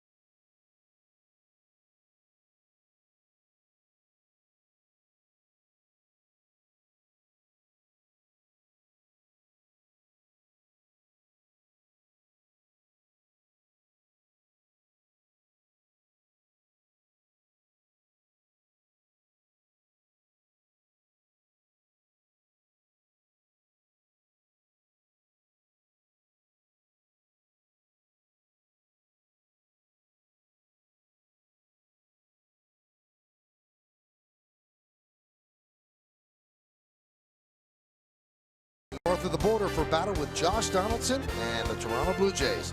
Coverage starts at 6:30 with the Chevy pregame. Then David Cohn will join me to call this American League East clash in Canada right here on Yes and streaming live on Fox Sports Go. Roberto Perez will lead off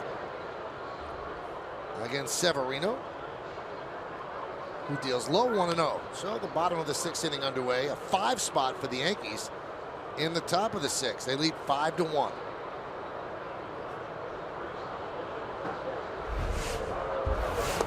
You mentioned Todd Frazier's walk is big. Chase Headley getting that sacrifice fly allowed everybody to breathe just a little bit, because it looked like another instance after Gregorius had popped up. They were not going to be able to do any damage with 2nd and 3rd and less than 2 outs. So the Headley, the sac fly was very big to tie the game. As Perez lofts one to right center. Ellsbury there to make the play. 1 away.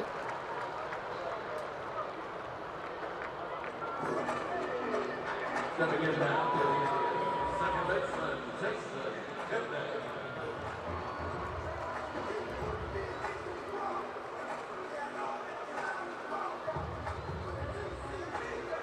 And that's going to bring up Kipnis.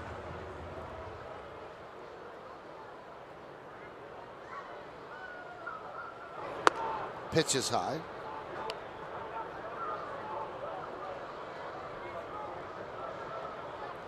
Red Sox take a 6-3 lead over the White Sox as Chris Young, the former Yankee, hits a 3-run home run.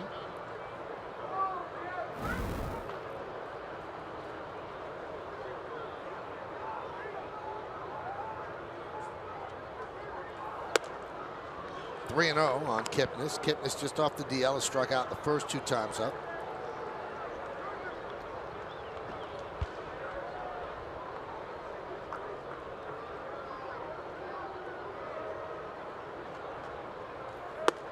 There's a strike.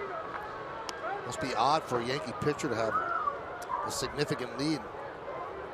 That has not been the case most of this week. 3-1. Well, if you're Severino, you just hope he keeps doing what he's been doing since the All-Star break. We showed his ERA since the break is 0.69.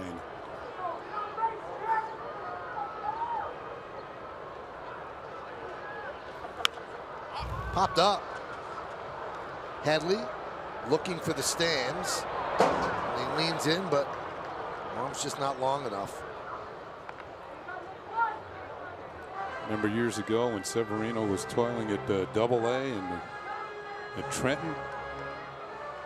Every once in a while you get a story about his progress and you know, a future star in the making.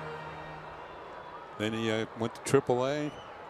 Grant Wilkes-Barre pitched well there. Came to the big leagues with mixed results. Had to be sent back a couple of times, but each time he came back, he improved.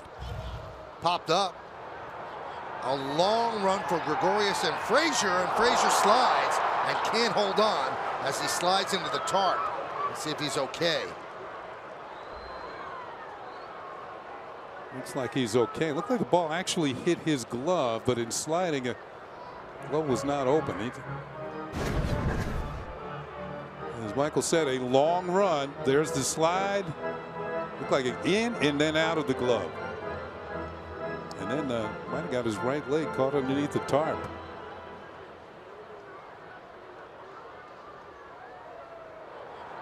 Long run. The shift was on with Kipnis at the plate.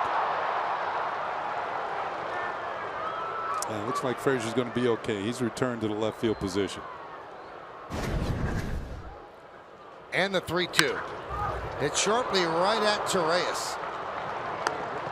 2 outs here on the bottom of the 6th.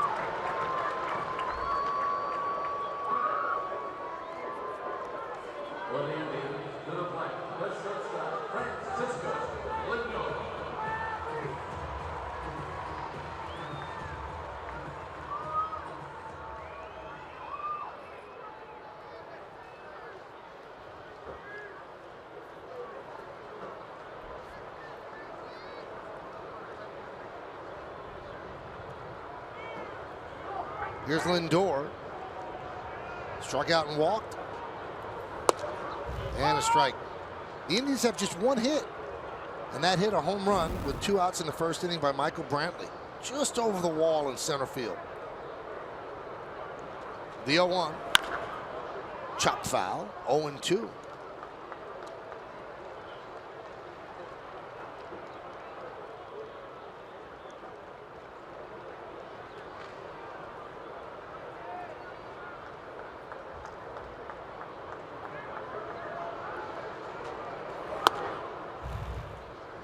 One and 2 on Lindor. You know, one of the things that as we see Mike Clevenger warming up in the Cleveland bullpen, he's been a starter now out of the pen. Severino fell down after that delivery. A misstep. Back up. Maybe a 3 count, but he's up quickly. Yep, slipped a little bit. There we go, Michael.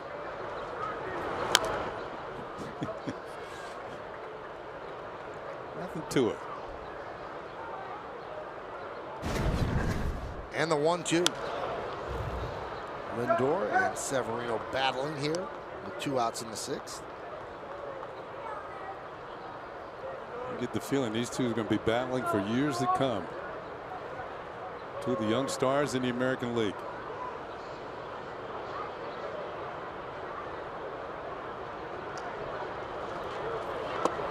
They both made the All-Star team this year.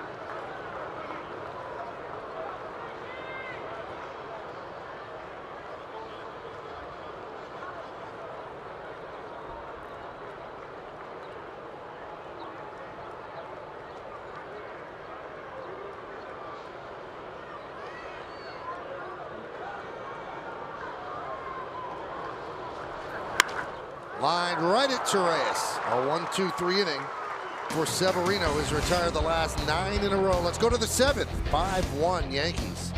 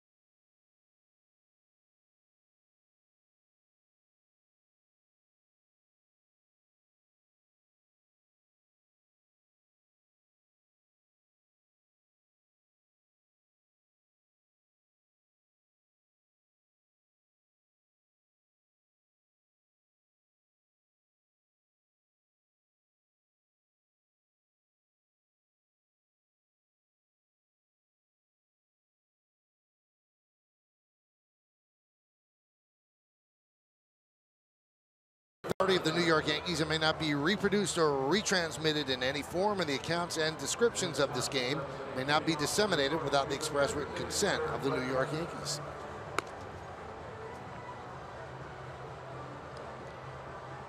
When we go to the 7th inning, and it's going to be Mike Clevenger. This will be his 16th game. And he was put in the bullpen for the next few days due to the rain out in Boston. He's got a Jacob deGrom thing working, doesn't he? Too many people pitch like Jacob deGrom. You got that right. Cadillac scoreboard 5-1 Yankees over the Indians. And Clevenger deals inside to Gardner. Gardner started the Yankees 5-run 6th inning with a clean single to center field. And then Clint Frazier followed with a hard ground ball inside third for a double. Second and third set the whole inning up. Here's a strike from Clevenger.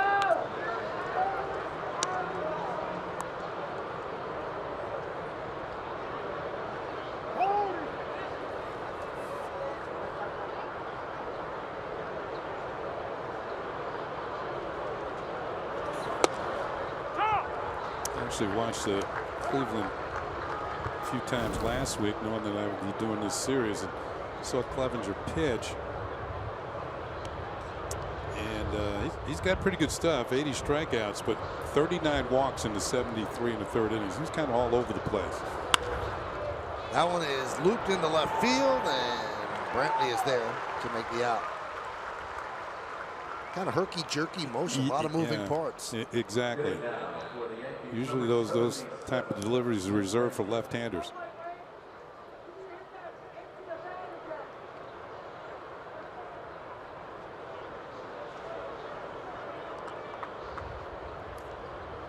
So here's Frazier. Told you about that double. So he's 1 for 3 today.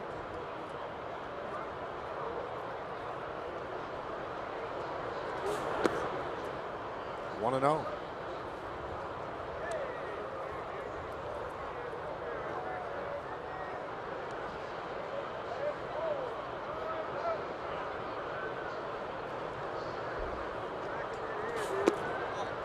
Two and 0.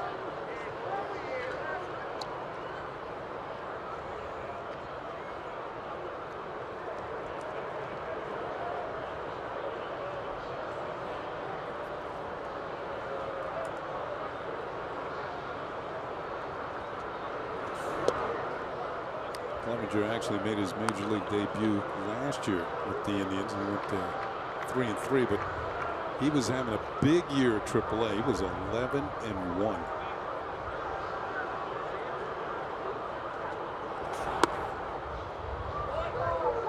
And Frazier walks.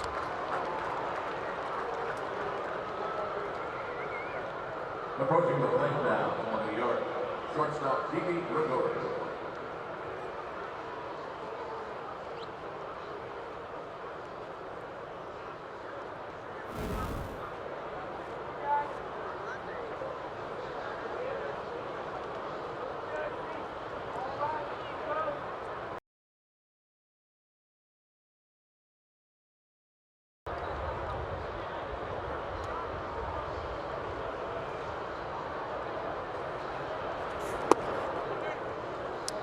Frazier might be thinking about stealing here. He's only had one since being called up.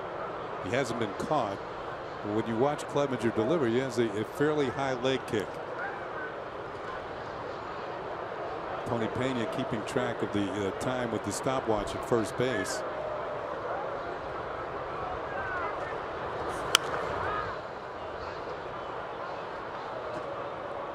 If the Yankees want to try and keep pressure on and add some insurance here in the latter stages of this ball game, try and get a runner in a scoring position, move yourself along.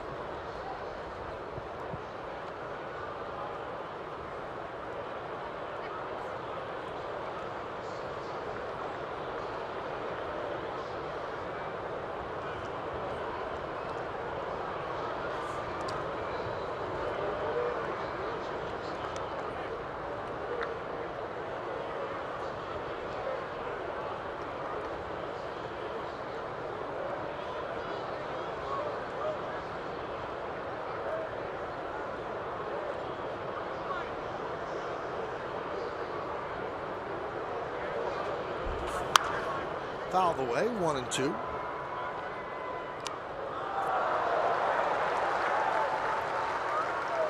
Didi's had 5 hits in this series.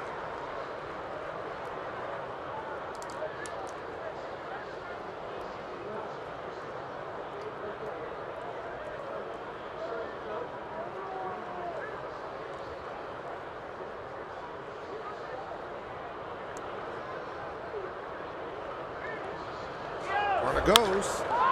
Fly ball into right center field. That is going to get in there for a base hit. Frazier is at third. He's going to stop right there. Stopping at first is Gregorius. First and third, one man out for the Yanks. Well, trying to keep the pressure on. Frazier was on the move. Now he had to hold up around second to make sure the ball was going to fall in. There he goes. He slows down a bit, but he's on his way to third. The Yankees have runners on the corners with one out. Joe Espada holds him there.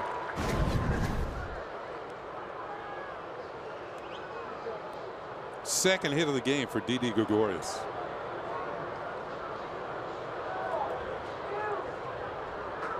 Now here's Aaron Judge.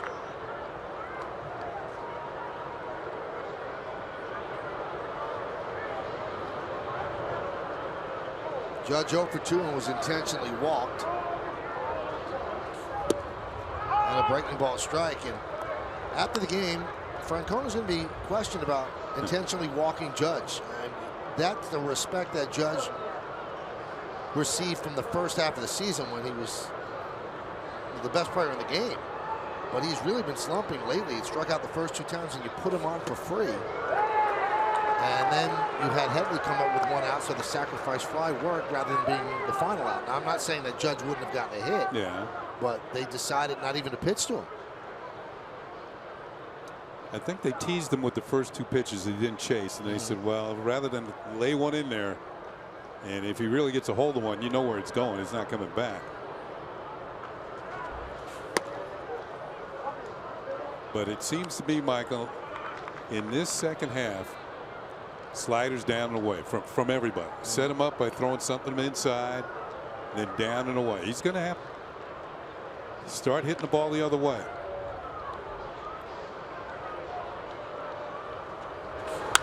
That one is ripped the other way into right center field, and it is gone. A bullet home run just over the wall. A 3-run shot for Judge, and the Yankees lead 8-1.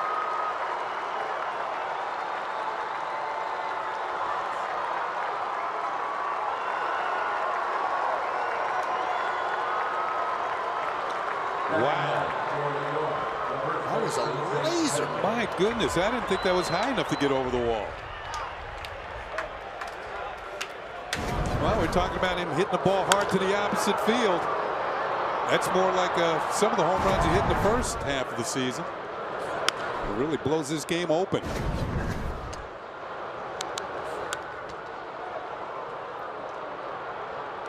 Man, that was a line drive.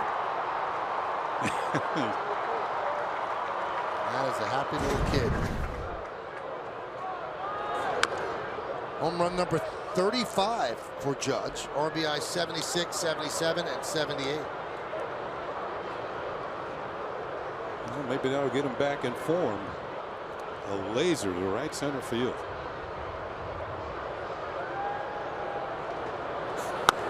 Maybe that's why Cleveland walked him the previous time. Could be. Yeah.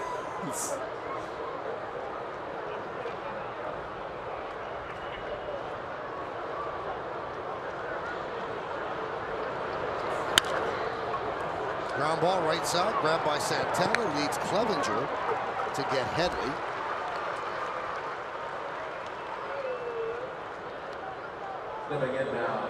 So Judge leads the American League with 35 homers.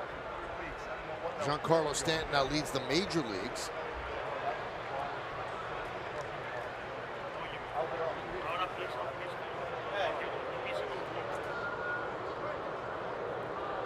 And that's an important hit for Judge, not because it was a home run, but because what Kenny was saying right before he swung the bat. He's got to do his business in right center and up the middle. And we saw a lot of that in the first half, and he won the home run derby because of balls that went out to right center when the other batters couldn't do it. Frazier swings and misses 0-2.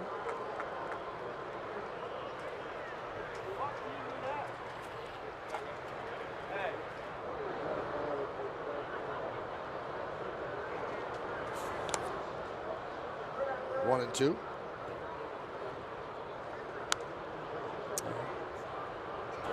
Swing and a miss. Frazier down on strikes. But the Yankees had 3 more runs on 2 hits No errors and nobody left on base at the end of 6.5 innings of play. It's time for the 7th inning stretch here in Cleveland, but we'll stay right where we are as they honor America here at Progressive Field. Ladies and gentlemen, during the 7th inning stretch, we continue to remember and salute those who are overseas defending our freedoms and liberties. Please join us in singing God Bless America.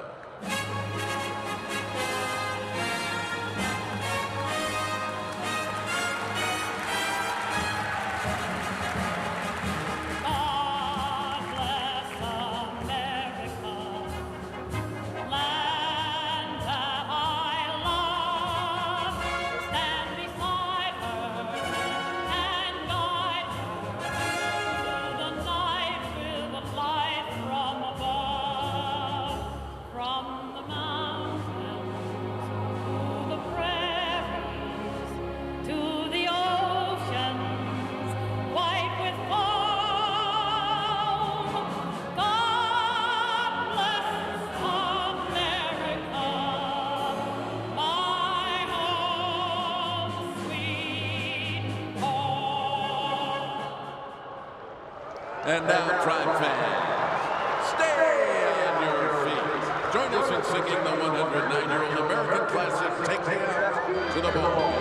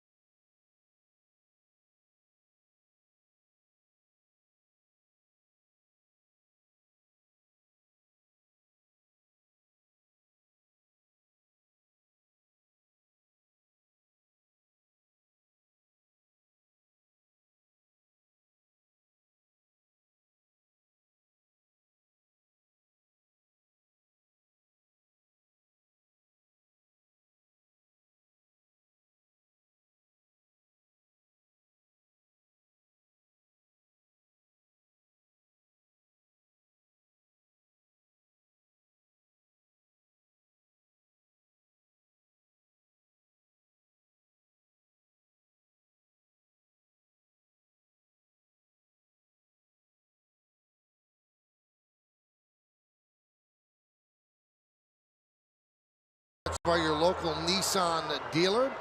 Yankees 8 runs, 9 hits. The Indians have just 1 hit, the Brantley home run. Severino's been great over 6. Carrasco lasted 2 outs into the 6th. Ellsbury with that 3-run triple. Aaron Judge with a 3-run home run. And Brantley, it's a high pop up to the right side. Torreyes makes the play to start the 7th.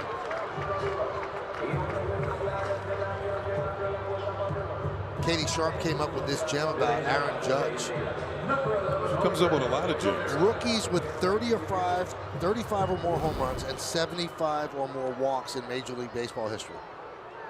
Aaron Judge and Al Rosen. That's it. Al Rosen with Cleveland Indians. Yeah. 1950. Cadillac scoreboard, 8-1 Yankees over the Indians. So the Yankees had scored 8 runs total in their last 5 games. And now they have 8 runs here in this one.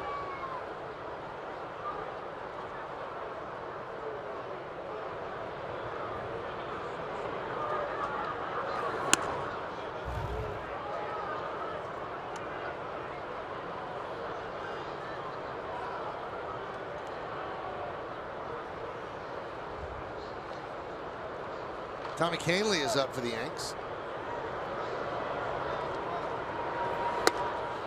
Pitch to Ramirez is inside, 3-1. Severino dealing a 1-hitter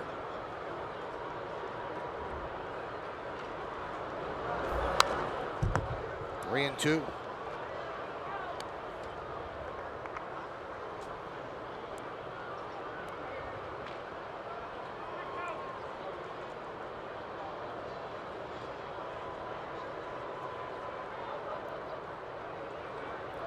And the 3-2 pitch. Swing and a miss. He got him. Went off speed. Been a big pitch for him. Well, it's been a big pitch since he's perfected it. I shouldn't say perfected it, but he's improved it. Good change up. But he has struck out Ramirez twice today. It's tough to strike out. 9 strikeouts for Severino. And here's Edwin Encarnacion. He's one of the strikeout victims. He's 0 for 2, a strikeout and a fly ball to right. All 9 strikeouts have been swinging. And that's overpowering.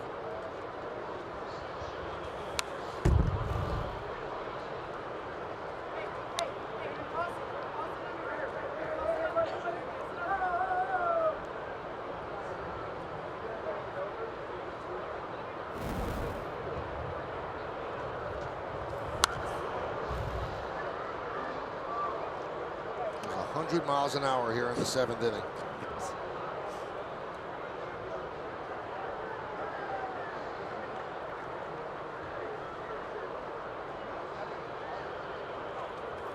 Very telling stat about Severino, and it's the opposite of most pitchers.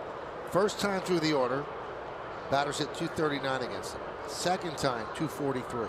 Well, that follows the trend. Third time through the order, they hit 176.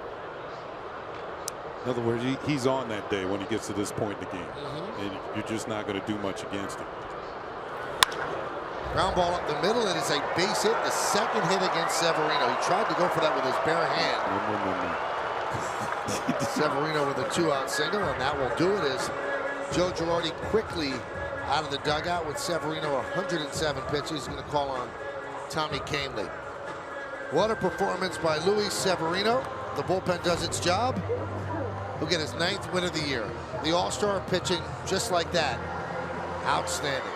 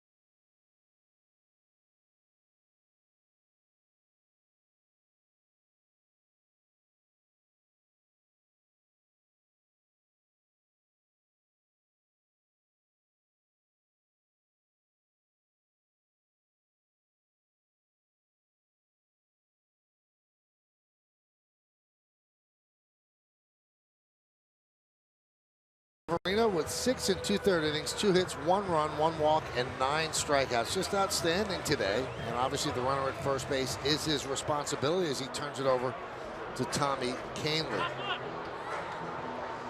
Not much to say about Severino other than just exceptional. Well, you know, if he picks up the victory today, it'll be 4-0 since the All-Star break. And just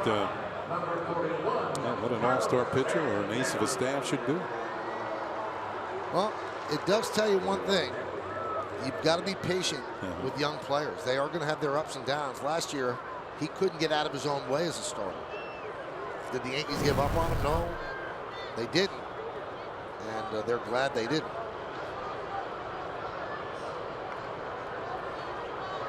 Numbers on Canely with the White Sox and the Yankees. Will face Carlos Santana. They do not hold Encarnacion at first. Yankees up 8-1. Chop foul. And also, to Severino's credit, he seeked out the advice of a Hall of Famer, Pedro Martinez, this winter down in Dominican Republic. Called Pedro, and they worked on mechanics more than anything else. Pedro, one of the smartest pitchers I've ever been around.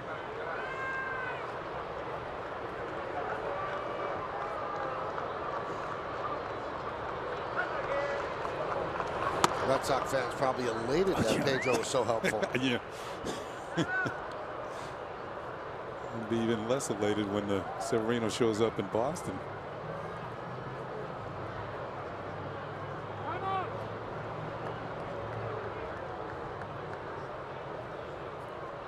Santana 1 for 12 in this series against the Yanks. 0 for 2. Another fireballer out of the Yankee bullpen, picked up in a deal with the Chicago White Sox. I remember when the deal was first made, I looked at Canely's stats and I said, this guy throws fire.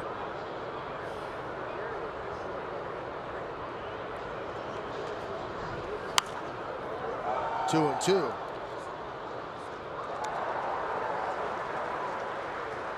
Made 72 strikeouts in 44 in the third innings.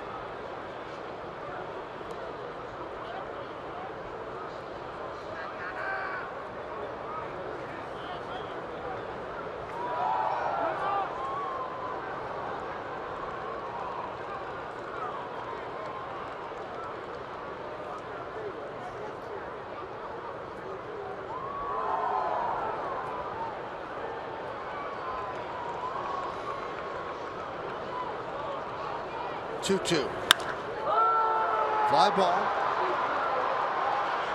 Right center, backing up as Ellsbury makes a play on the warning track for the final out of the 7th. No runs to hit, no errors, and 1 man left. We go to the 8th. 8-1 Yankees.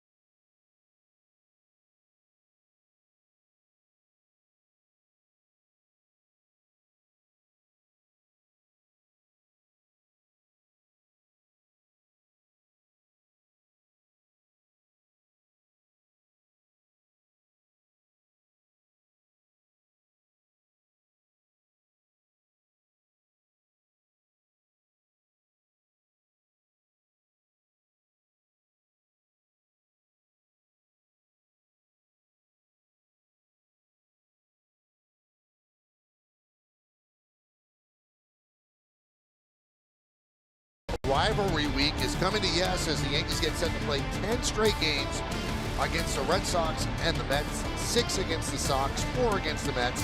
It all begins this Friday with a crucial battle against Boston. It'll be at the stadium and it'll be right here on Yes.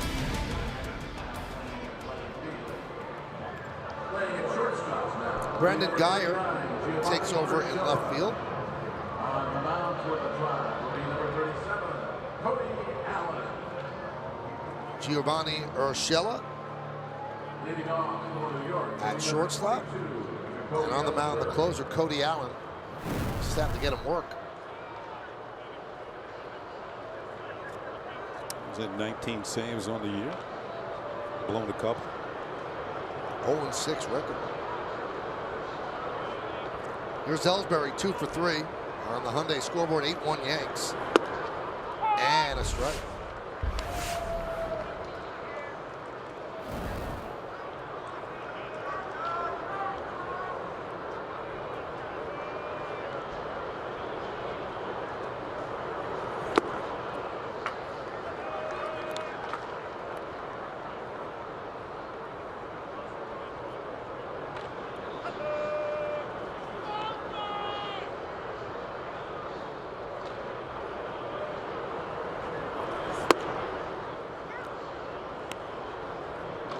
Two.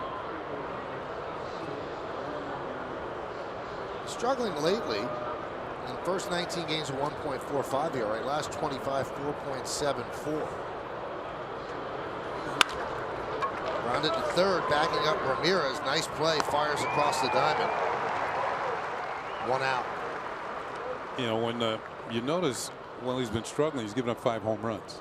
And that is not good when your closer's giving up home runs, because they usually come at crucial times. He's in there protecting a 3-run or less lead.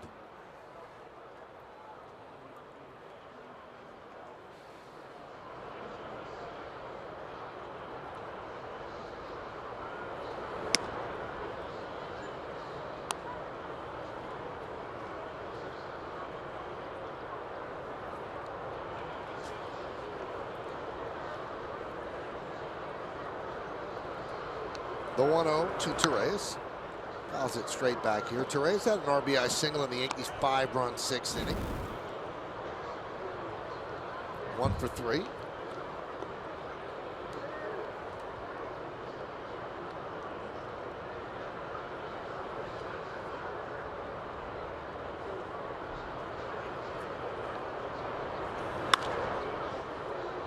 Skied the other way and out of play. Last couple of years, Allen's had some big save years. 32 last year, 34 the year before that, and 2004, 24 saves.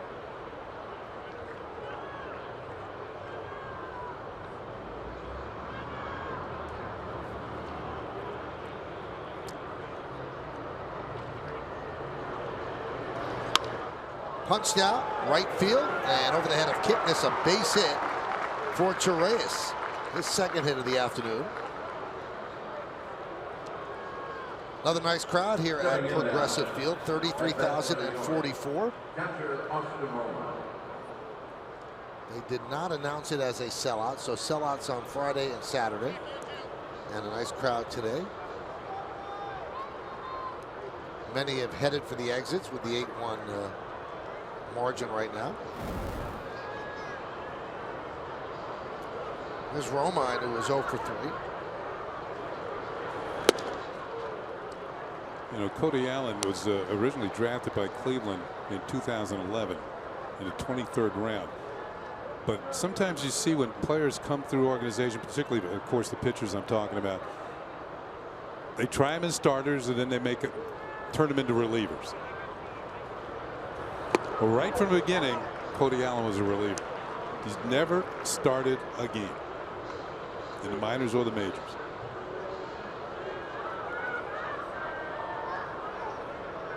It was Adam Warren. He started.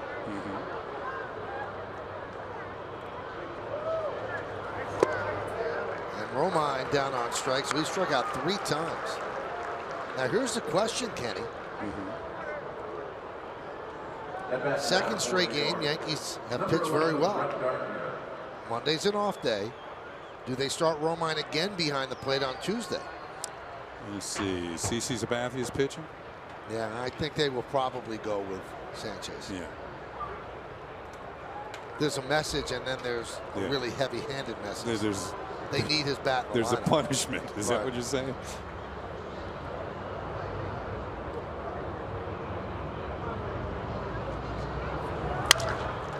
Ground ball right side. Kipnis just gets the hustling Gardner for the final out at the top of the 8th. No runs a hit. 1 man left. We go to the bottom of the 8th. 8-1 Yanks.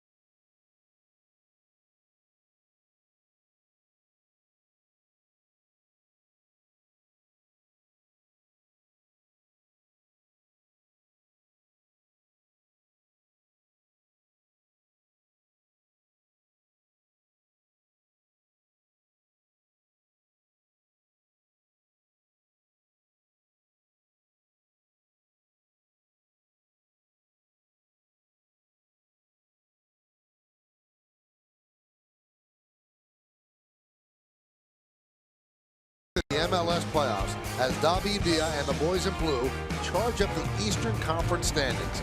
Catch the next match on Sunday, August 20th at 6, presented by Etihad Airways as NYCFC takes on the New England Revolution.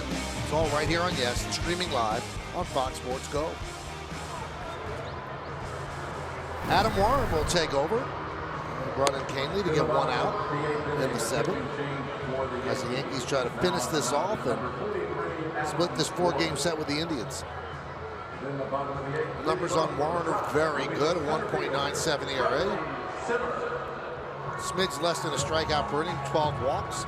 So 37 base runners in 45 2/3 innings. That gives him a whip under 1. Hyundai scoreboard, 8-1 Yankees, 5 in the 6th and 3 in the 7th.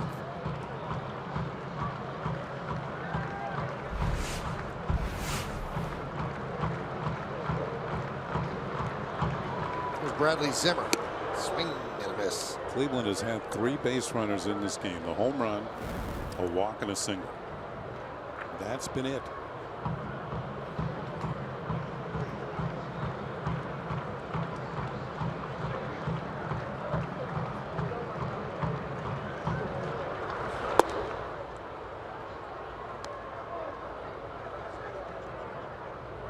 Adam Warren coming out of the bullpen, as Michael told you, numbers show that he's been very effective.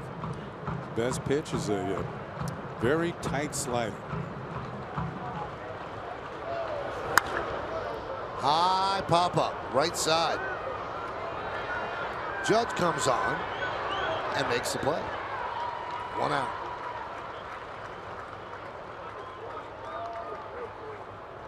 Now to the plate for the Tribe, number 35, Abraham Almonte. Ever notice when the Torres goes out playing second base and Judge calls it, he vacates the premises very quickly. He vacates the area code.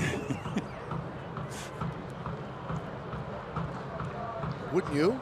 Yeah, you probably hear him coming. Here's Almonte. Bounced up there.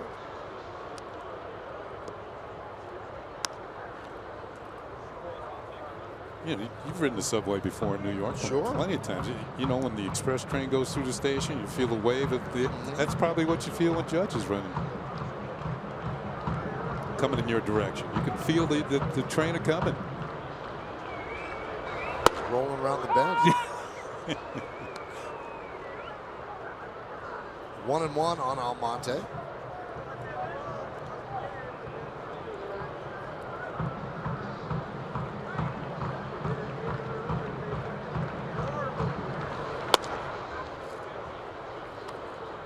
along with a changeup that sailed outside.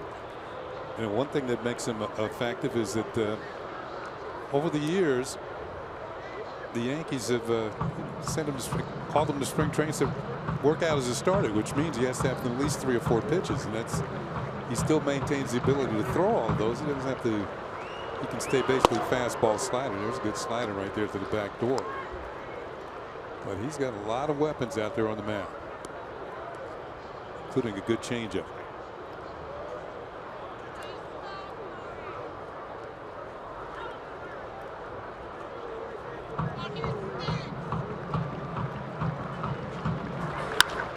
Line drive right at Torres. 2-away. On this date, and you were there that night, it was just a very emotional night. Yeah, it was a very hot night, very, very humid, and it was surreal. It just didn't feel real. You know, just the whole situation to me. We were the first team in there after Thurman was tragically killed, and you know, Yankee fans were sad. All the baseball was sad. I mean, he was a star player, the captain of the team, the leader of the team, and quite a competitor, to say the least. And Billy Martin was not going to play Bobby Mercer. He said, "I want to play," and then he also left him in to hit against Tippy Martinez to win the game.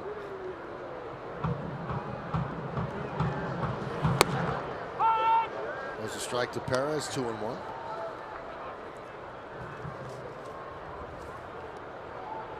I mean, the Yankees had been at the funeral during the day. There was talk of them not playing the game.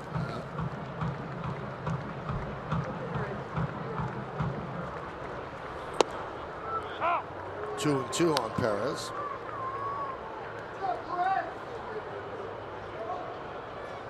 A lot of sad faces that night.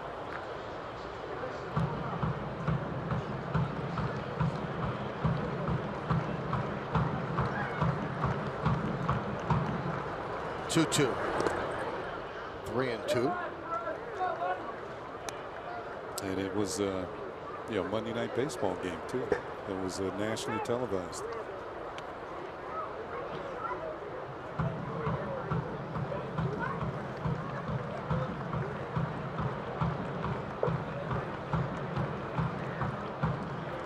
And the 3-2. Fly ball. Center field, drifting back is Ellsbury, there to make the play, and Warren works a 1-2-3 8th inning. We'll go to the 9th. It's been all Yankees, 8-1.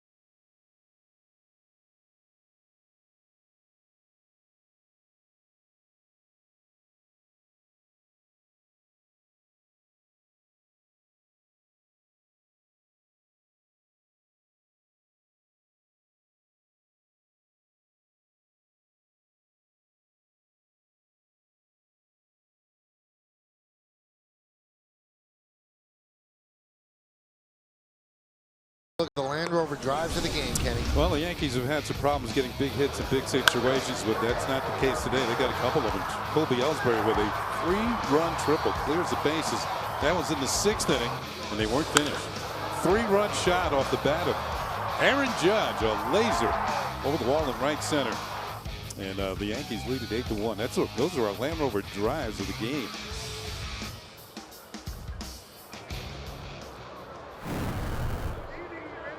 Dan Otero takes over for the Indians, and Clint Frazier fouls it away. Want to send out anniversary wishes to Michael Kukta and his wife Joan. They're actually here at the ballpark, and huge Yankee fans. Joan's been going through a lot of health issues, so it took a lot for her to get to the ballpark today. And it's their 10th anniversary that they're celebrating. Well, hopefully she feels better. Maybe the Yankee victory will put a smile on her face today.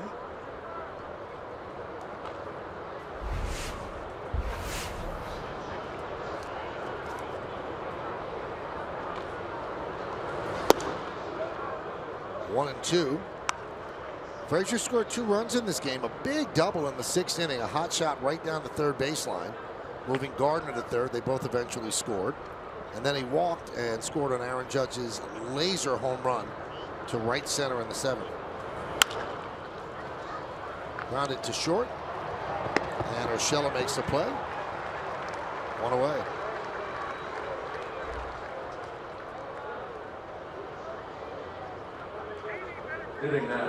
Francisco Lindor getting the rest of the afternoon off.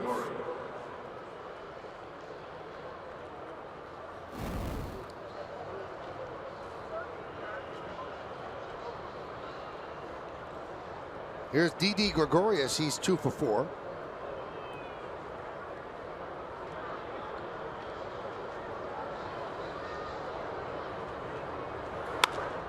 Fouled away. Carrasco started, lasted 2 outs into the 6th when things kind of fell apart. Then Brian Shaw and Mike Clevenger, Cody Allen, now Dan Otero. For the Yankees, Severino went 6 2/3. Tommy Kahnle and Adam Warren. Didi's had 3 straight multi-hit games here in this series. And he has now taken over the team lead. He actually did it yesterday. Got 33 multi-hit games, 2 more than Aaron Judge. Up the middle and through for a base hit. 3-hit game for Gregorius. And that's his 5th 3-hit game of the year. Hitting now for the Yankees, the right fielder, Aaron Judge. And here is Aaron Judge.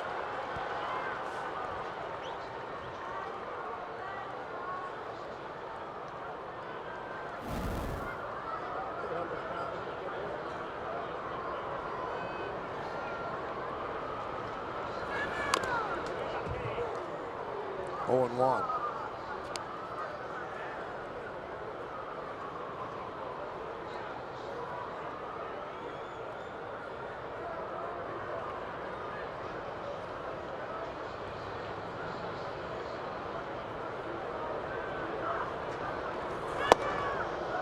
Oh, and 2. Otero's trying to crowd him. Doesn't want to get those arms extended.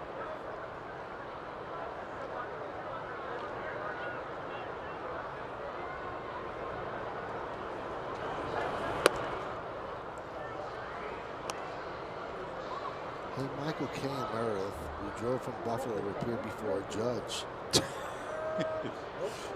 Case number 99. It's a very wordy sign, but effective. Swing and a miss, tied him up as Judge strikes out. 2 away. At bat for the Yankees, number 12, Chase Headley.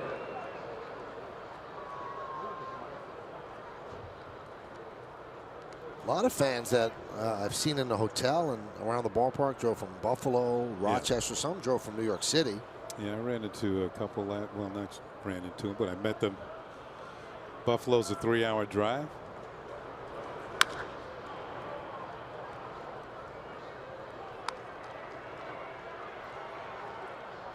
And if you have the time and the capability to go around and see ballparks, this is a beautiful park. Yeah. We actually see a lot of fans from Buffalo at the Rogers Center in Toronto. Lined into left center field. It's a base hit for Headley. Cutting over Zimmer. He's going to fire to third, and getting in there ahead of the throw is Gregorius. So Headley picks up his first base hit of the afternoon.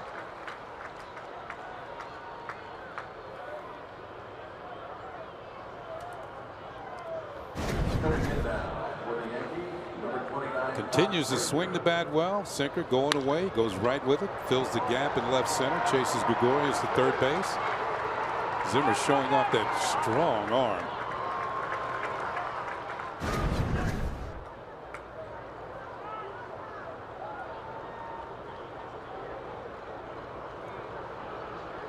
Here's Todd Frazier. Grounded up the middle. Urshela flips to Kipnis, and that will do it in the ninth. No runs, 2 hits, no errors, and 2 men left. Last licks coming up for the Indians. They're down by 7.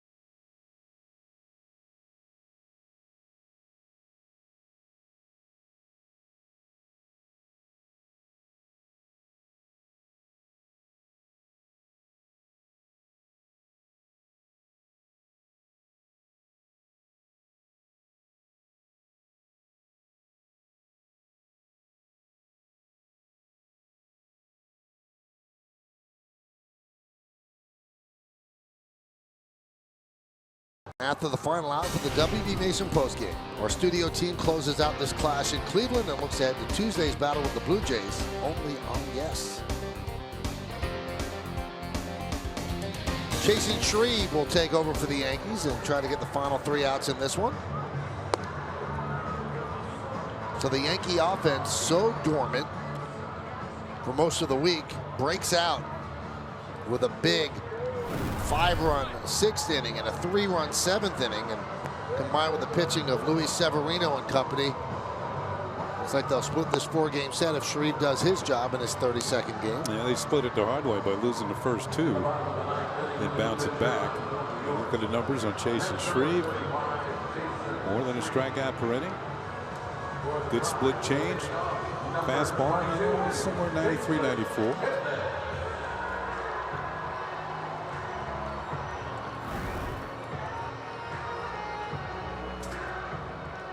Well, Kipnis will lead it off. It'll be the top of the order. Kipnis, Urshela, and Geyer after the substitutions earlier.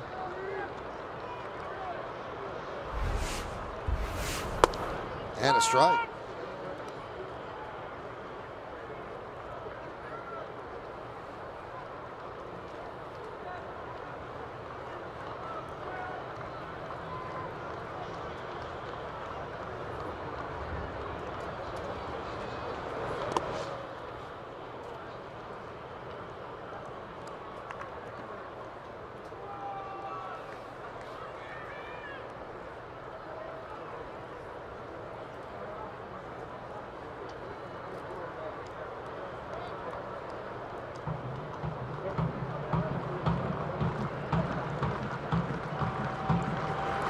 Swing and a miss. 1 and 2 on Kipnis. Kipnis just off the DL. Drummer doesn't give up, does he? He hasn't for years. It's like 4 days of the drum solo from In-A-Gadda-Da-Vida.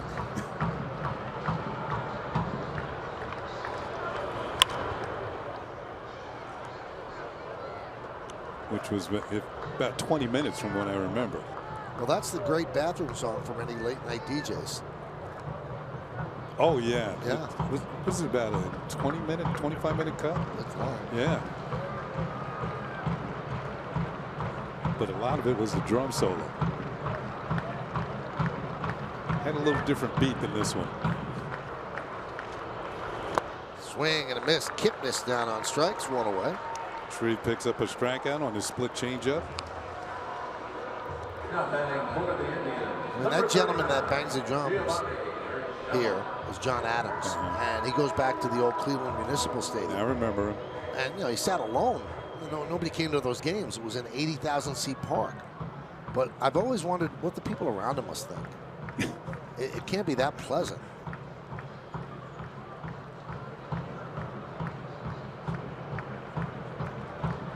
Here is Giovanni Urshela. People are thinking, we got 35,000 seats in the stadium. We got the tickets next to him.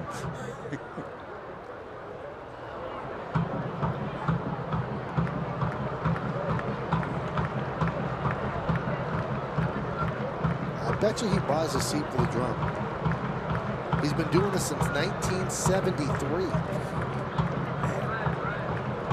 Looks like the same drum, too.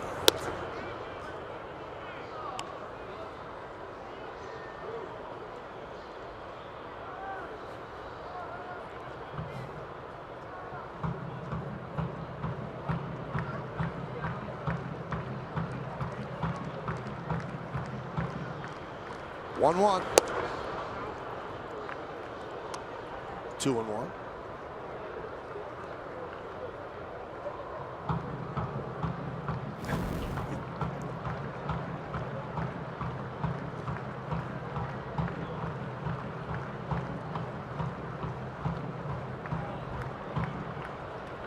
And the pitch to Urshela. Fly ball right field. Judge puts it away for the second out. And the Indians are down to their final out here in the bottom of the ninth inning. Now stepping in for the prime, number 6, Brandon Guyer.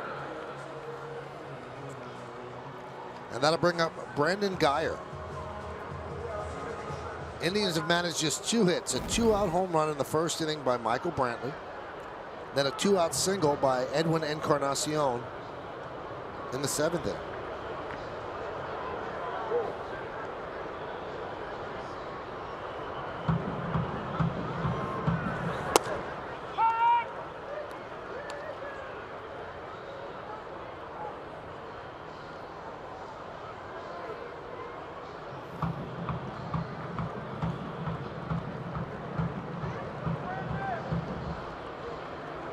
The 0-1.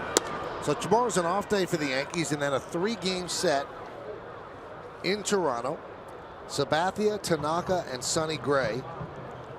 Tuesday, Wednesday, and Thursday, all night games. All of them will be seen on Yes. And the rotation for the Red Sox series, Joe Girardi said, stay tuned. They have said they will not go with a 6-man rotation. Now, Montgomery pitched well in 5 innings yesterday. So we'll see how Friday, Saturday, and Sunday against the Red Sox stacks up. But right now, Sabathia, Tanaka, and Gray at Rogers Center in Toronto.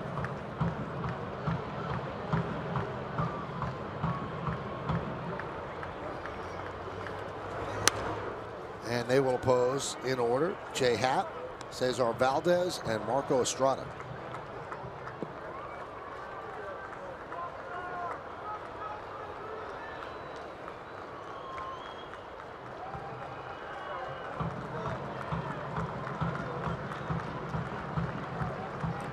So the Indians down to their final strike, 2-2 on Guyer. Ground ball to short, charging Gregorius Fields, fires, and the Yankees win 8-1. So after losing the first 2 games of this 4-game set, they come back, win a tight one yesterday, 2-1, and more of a laugher today by a score of 8-1. And all in all, Yankees got what they needed these last 2 games. They certainly did. Severino came up really big today with the 9 strikeouts in the 6 2/3 innings. Clutch hitting, Ellsbury and Judge coming up with the big hits, providing most of the offense. 12 hits by the Yankees today. Maybe they snapped out of that hitting slump as they move on to Toronto. They can take their hitting international. And home run number 35 for the big guy, Aaron Judge, a 3-run laser into the seats in right center. We still have more to come from Cleveland, but first, we're going to go back to the studios where Bob Lorenz and John Flaherty are going to set the table for the rest of the day. Guys?